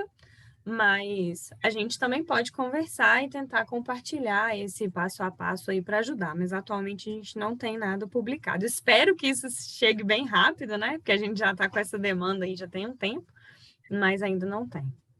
Você falou esse manual, você tem o nome desse manual para procurar ou ele é um manual particular? No SESC, no próprio sistema, deixa eu pegar o nome aqui certinho, na página deles tem um manual. Deixa eu achar aqui o... Enquanto você procura, Natália, você pode jogar aqui no chat depois, que fica disponível para todo mundo, não só para o Vitor. E aí eu vou passar a palavra para o Gabriel e depois eu continuo aqui com a sabatina de perguntas para vocês. Obrigado, Anderson. Bom, parabéns ao professor Jadson, à colega Natália, exposições interessantíssimas. Eu fico super feliz de ver esse evento hoje. Eu tenho uma convicção reforçada hoje que esse é o caminho da emancipação tecnológica do Brasil, que é a união de empresas e universidades que vai liderar o desenvolvimento tecnológico e o sistema de patente no Brasil. Eu queria só fazer um breve comentário, transmitir a vocês aqui a minha opinião, com a experiência que eu tenho relativamente longa a essa altura, de contratos entre empresas privadas, a respeito da cláusula de exclusividade, da licença ou não exclusividade. Eu acho que isso não pode, não deve ser visto de forma dogmática, porque não é um tudo ou nada, porque o normal é que a exclusividade ela esteja associada a condições ou requisitos. Ninguém ganha exclusividade de prêmio ou por caridade. Com a exclusividade vem obrigações mínimas, de pagamento de royalties mínimos, ou de investimentos mínimos, ou de volume de produção mínimo, ou de volume de vendas mínimo, e você só mantém o seu direito de exclusividade se você respeita essas condições, esses requisitos. De outra forma, você pode ter uma exclusividade no momento inicial, e depois de 1 ano ou 2, o licenciado perde a exclusividade porque não conseguiu satisfazer esses requisitos mínimos. Eu acho que isso é um caminho mais razoável para dá a segurança jurídica necessária para a empresa investir e poder investir com a exclusividade, que vai dar a tranquilidade de resguardo e de proteção do mercado. Ao mesmo tempo, se a empresa não for eficiente, ela não tem por que ter exclusividade e tem que se dar chance para outros. Então, era esse meu ponto de vista que eu queria compartilhar com vocês e parabéns novamente. Obrigado. Excelente, Gabriel. Muito, muito bom mesmo. Do ponto de vista de empresa, isso aí é fundamental. Porque na hora que você cria uma startup, ela está sozinha, né? Ela foi lá, pagou, recebeu o licenciamento e agora ela tem que se virar. Ela cria o vale da morte entre ela e o mercado, né? Ela está no mercado, mas ela cria esse vale. E se ela não consegue avançar, imagina, você cria, né? Você faz lá, vamos pegar um caso, né? Um exemplo negativo, né? A UFMG transferiu com não exclusividade. Claro que a doutora Natália chamou a atenção que a Odontotec tem exclusividade, ela pode não ter interesse de fazer isso, mas cria um problema que a terceira empresa que vai fazer uma parceria, ela fica com uma dificuldade jurídica aí, né? Poxa, eu estou fazendo parceria com uma empresa que não tem exclusividade. A empresa que financiou a pesquisa é a empresa que não pode ter pesquisador, não pode ter nada. Por isso que está lá o CNPJ limpinho, sem ativo, sem passivo, só para financiar a pesquisa, para evitar esse problema. Então, essa solução que você comentou aí, que, obviamente, né, eu não tenho nenhuma experiência, eu achei ela muito boa. Realmente, você colocar gatilhos, né, que viabilizam a exclusividade quando é de interesse, ou então algum procedimento que vai acontecer, porque isso ajuda a empresa a ter segurança jurídica para poder fazer novas parcerias e não criar problemas jurídicos ou insegurança jurídica com terceiros ou quartos na cadeia de parcerias. Então, isso realmente é fundamental. Uma boa sugestão, doutora Natália. Uma complementação, né, que eu tinha falado, desculpa, Celeste, eu prometo que eu falo um segundo, que inicialmente a sugestão foi essa, mas que a gente está estudando novas possibilidades e que isso pode mudar lá para frente. Então, pode ser que a gente avalie junto, né, com todos os órgãos competentes para isso, CGU, AGU, que não vale a pena a gente fazer com exclusividade nesse ponto. Mas atualmente, para resguardar e trazer segurança jurídica para o senhor, a gente sugeriu dessa forma. Eu só queria comentar que esse comentário do Gabriel, a gente também na Fiocruz está discutindo essas questões. A gente sabe que é muito limitador, né? Você não dá exclusividade, principalmente em função da característica de algumas tecnologias, né? Então, a gente também está discutindo. O que a gente não quer também no Fiocruz, que já não é tão simples, né, esse assunto escalar na agenda e ser aprovado, etc., a gente não quer empacar a discussão. Se a gente conseguir aprovar a nossa norma, até como ela está, com essa questão da não exclusividade, tem lá alguma quebrada na norma que, casos muito especiais, com decisão superior, você poderia estar fazendo, etc. E tal. É isso, a gente quer aprovar, se tiver com essa limitação, mas para ganhar segurança na discussão institucional e avançar e ir aprofundando aos poucos. Esse ponto e muitos outros, mas foi muito claro a fala do Gabriel, e bom ouvir o pesquisador e o empreendedor todo empolgado mesmo, porque já está sentindo um pouco essa dor. Muito legal. Vamos lá, por favor.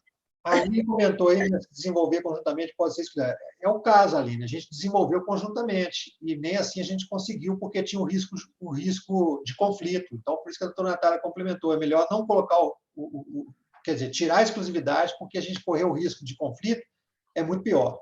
Então, nesse momento, eu acho que precisa de avançar via Fortec, via outros órgãos, via todos... O senhor não desenvolveu conjuntamente com a Nanonib, foi com não, a Odontotec. Era o FMG, tá? Eu vou falar exatamente, isso todas as vezes. Não, porque o senhor não fez conjuntamente, não pode.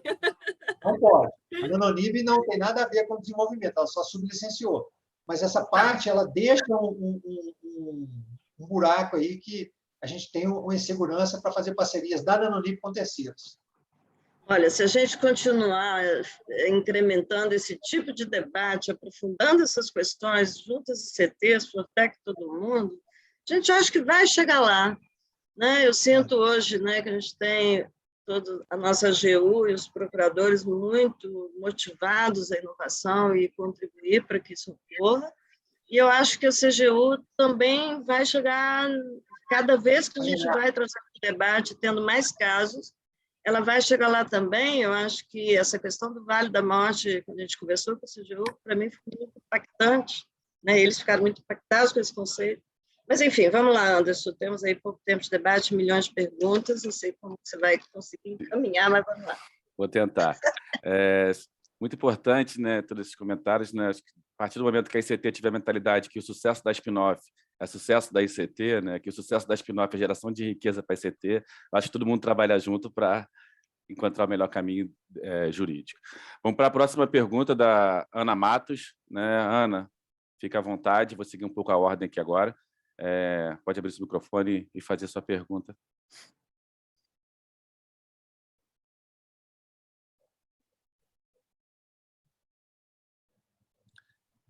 Acho que a Ana já não está aí mais. A Juliana Correia, acho que já foi respondido, né? Como foi o processo dentro da universidade de licenciamento sem exclusividade.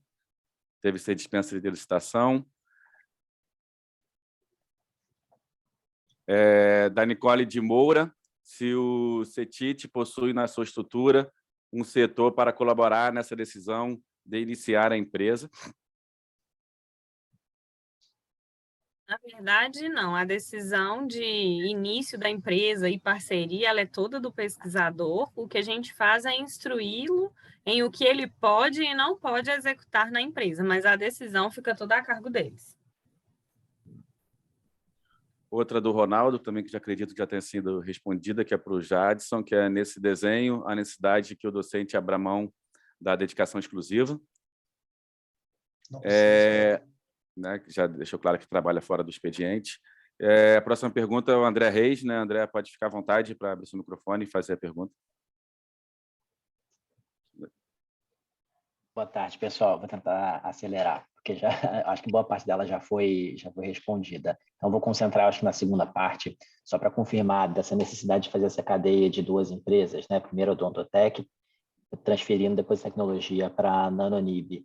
Então, a Odontotec ela foi criada para ser uma empresa intermediária, e quem tem o controle dessa empresa para depois fazer a transferência para a Nanonib? Isso não ficou muito claro para mim.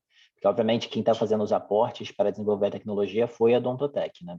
Então, só faltou essa conexão para mim. O histórico foi o seguinte: os pesquisadores conversaram com a Odontotec, uma empresa recém-constituída, para desenvolver pesquisa. E eles estavam inicialmente desenvolvendo um gel clareador. Considerando que teve a pandemia, depois o professor Jadson me complementa, tá, professor? Considerando que teve a pandemia da Covid, eles viram um novo nicho e continuaram pesquisa com a Odontotec. Geraram 3 tecnologias, uma de material híbrido, né, que é esse vinculado, e a outra, mas a Odontotec, ela foi a empresa que inicialmente ia explorar a tecnologia e teve o licenciamento com exclusividade.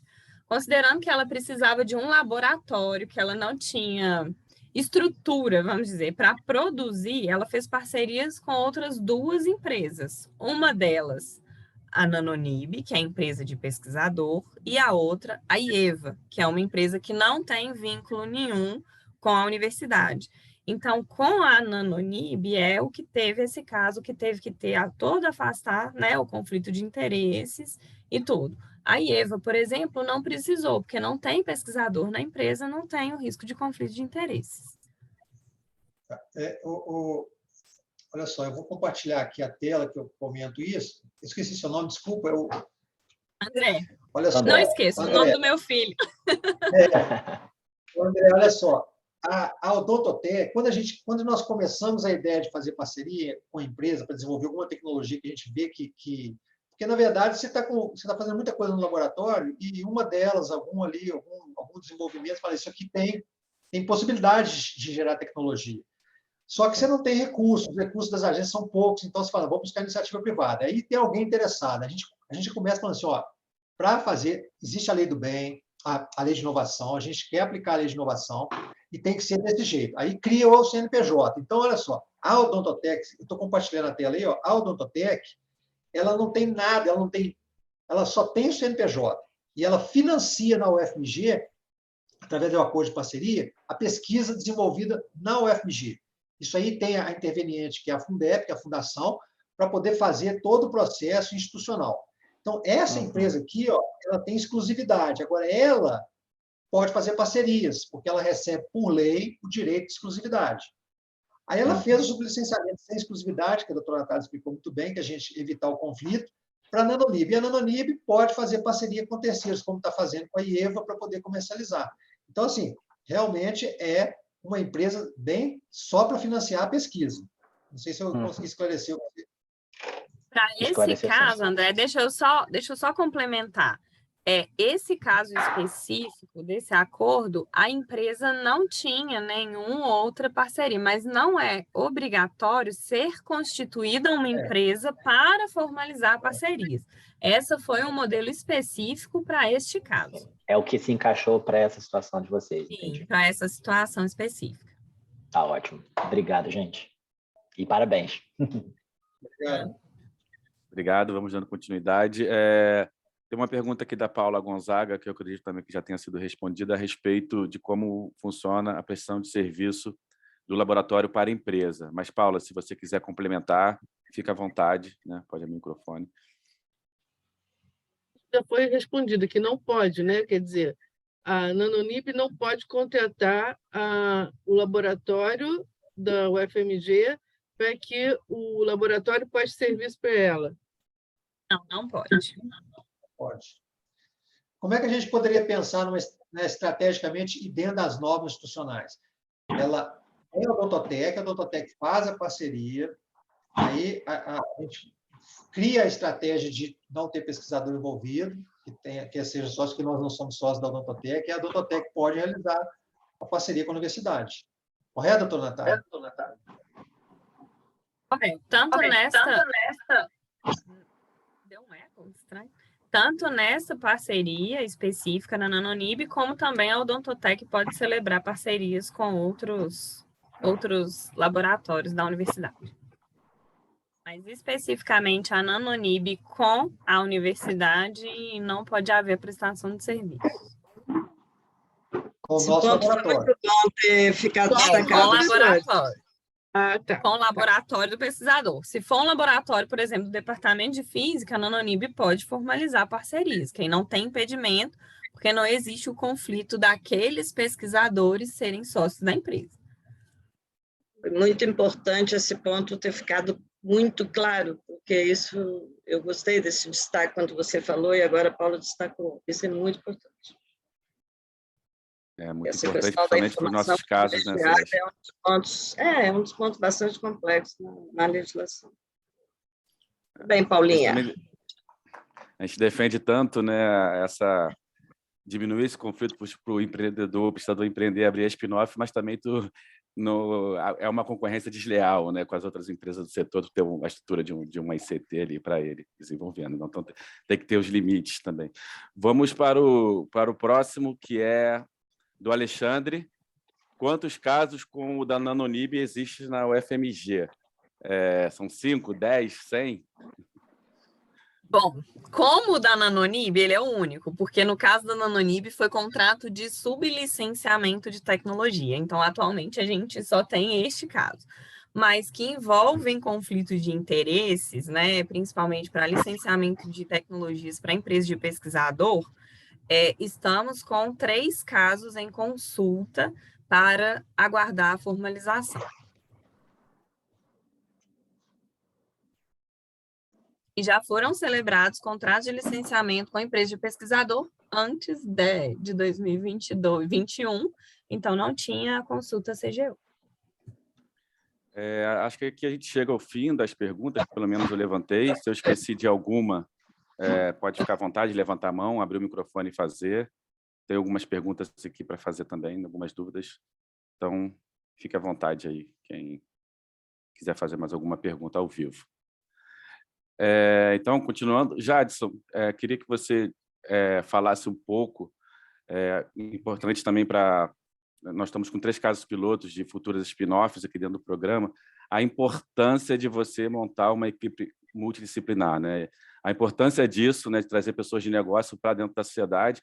E como que foi esse casamento, assim, entre aspas, né? Teve uma etapa de namoro, como você encontrou essas pessoas, foi fácil? Queria contar um pouco dessa tua experiência nesse caso. Tá. Bom, eu sempre busquei, né, pessoas assim. Você está fazendo uma pesquisa, por exemplo, a Sigma Instrumentos. Foi a primeira lá em 2003. Tinha uma experiência muito grande em sensores. A gente queria desenvolver sensores. Aí fizemos uma parceria com eles, tentamos. Aí o que acontece?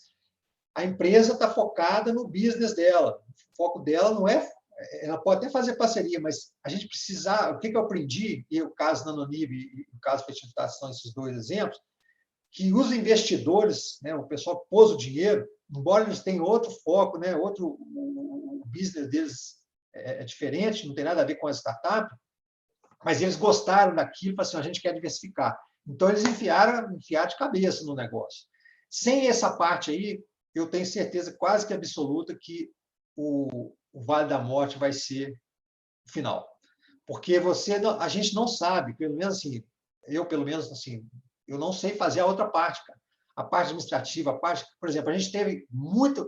A etapa da Anvisa foi assim pesada demais, a regulamentação daquilo ali, de todas as partes, as reuniões. Então, tinha alguém, que no caso era o Joel, que entendia muito bem disso, conseguiu fazer, a gente contratou a Nanonib contratou uma outra pessoa com expertise do controle de qualidade, de como é que ia fazer a coisa toda.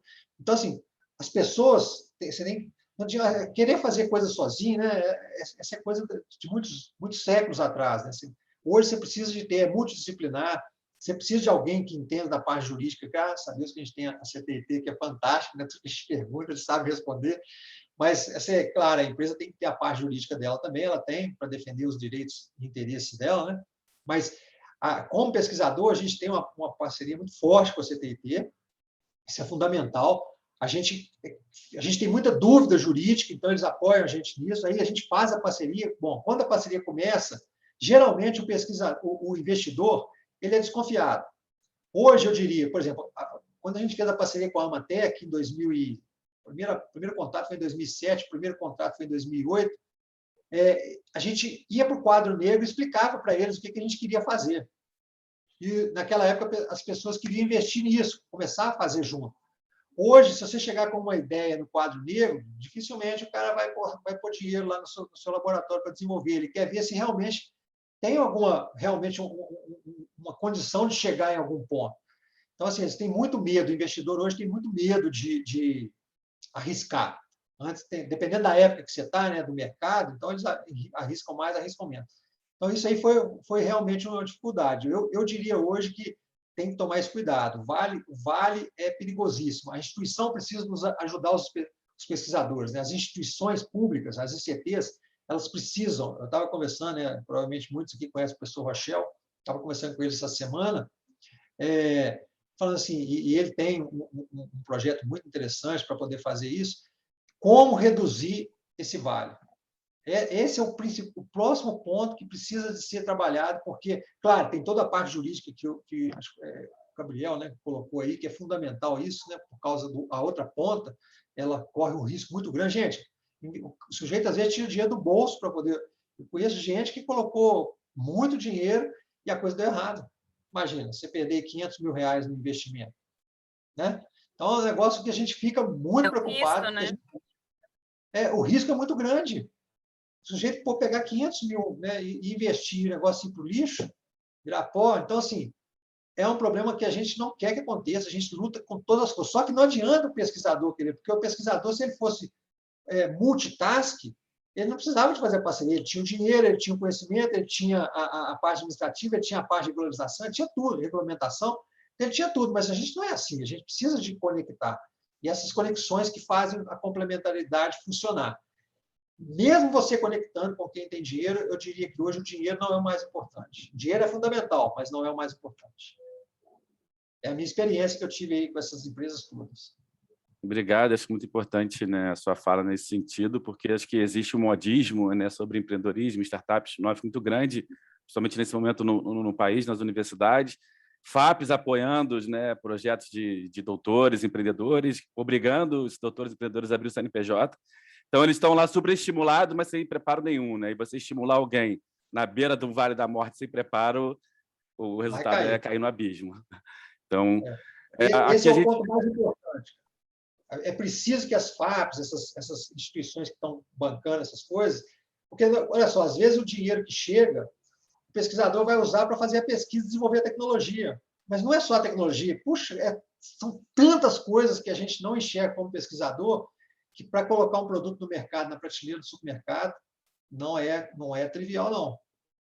Então, assim, precisava de pensar um pouco mais. Quem tem que pensar isso? Porque, igual você falou, as ICTs, elas estão... e os financiadores, né, os órgãos do governo, querendo criar muitas empresas. O Brasil é um dos mais que criam, né? Toda hora cria uma startup aí. Porém, a chance dela ter um risco grande de cair no Vale da Morte, de ocorrer isso, ela é grande. Por quê? Porque o pesquisador ele tem que focar na pesquisa.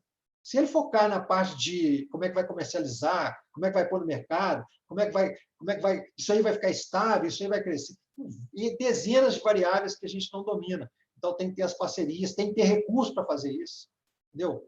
Muitas vezes você barra no recurso porque você precisa de avançar dentro da startup e você não tem. E o recurso que todo mundo quer falar que tem, que põe, que não serve, mas tem que ter gente que entende do negócio, que sabe fazer, que sabe contribuir para o todo. Isso é fundamental. Ótimo. Obrigado, Jadson e Natália, que a gente chegou ao fim das perguntas. Eu passo para a Celeste aí para fazer as contribuições finais. E muito obrigado. Está com o microfone desligado, Celeste. Eu vim para a varanda aqui, porque, né, o espaço da casa, enfim, parei na varanda, é um pouco barulhento, mas enfim.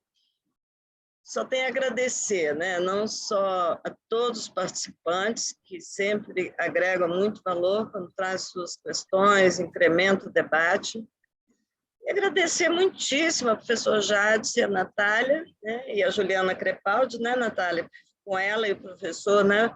Eu pactuei essa mesa lá no Fortec Maceió. A Juliana teve um problema, né, na data, e, né, pode ser a Natália? Lógico que pode, né? Natália me lembrou que a gente já se conhece desde que ela foi para a CPIT, a gente fez uma missão ao Canadá junto, que aí a gente aprofundou bastante, né? Mas, enfim, adorei mesmo, vocês atenderam muito a nossa expectativa, que era contar de forma clara tudo que pudesse ser contado, e acho que vocês fizeram isso muito bem. Eu acho que nossa terceira live, eu considero que foi um sucesso aí pelo público, pelas palestras, todo o conteúdo.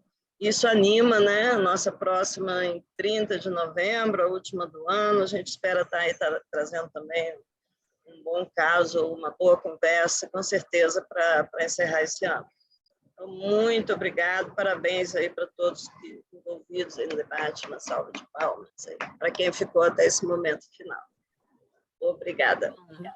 Eu também queria agradecer, né, a oportunidade, a disponibilidade de falar, né? Não é a Juliana me indicou, a Celeste aceitou, tomara que eu tenha atendido, né, as expectativas, que eu fiquei meio assim no início, mas eu fiquei muito feliz com o convite, queria agradecer a todo mundo e falar que eu também estou à disposição, caso tenham outras dúvidas e queiram, né, entrar em contato comigo, pode chamar que a gente está disponível para ajudar.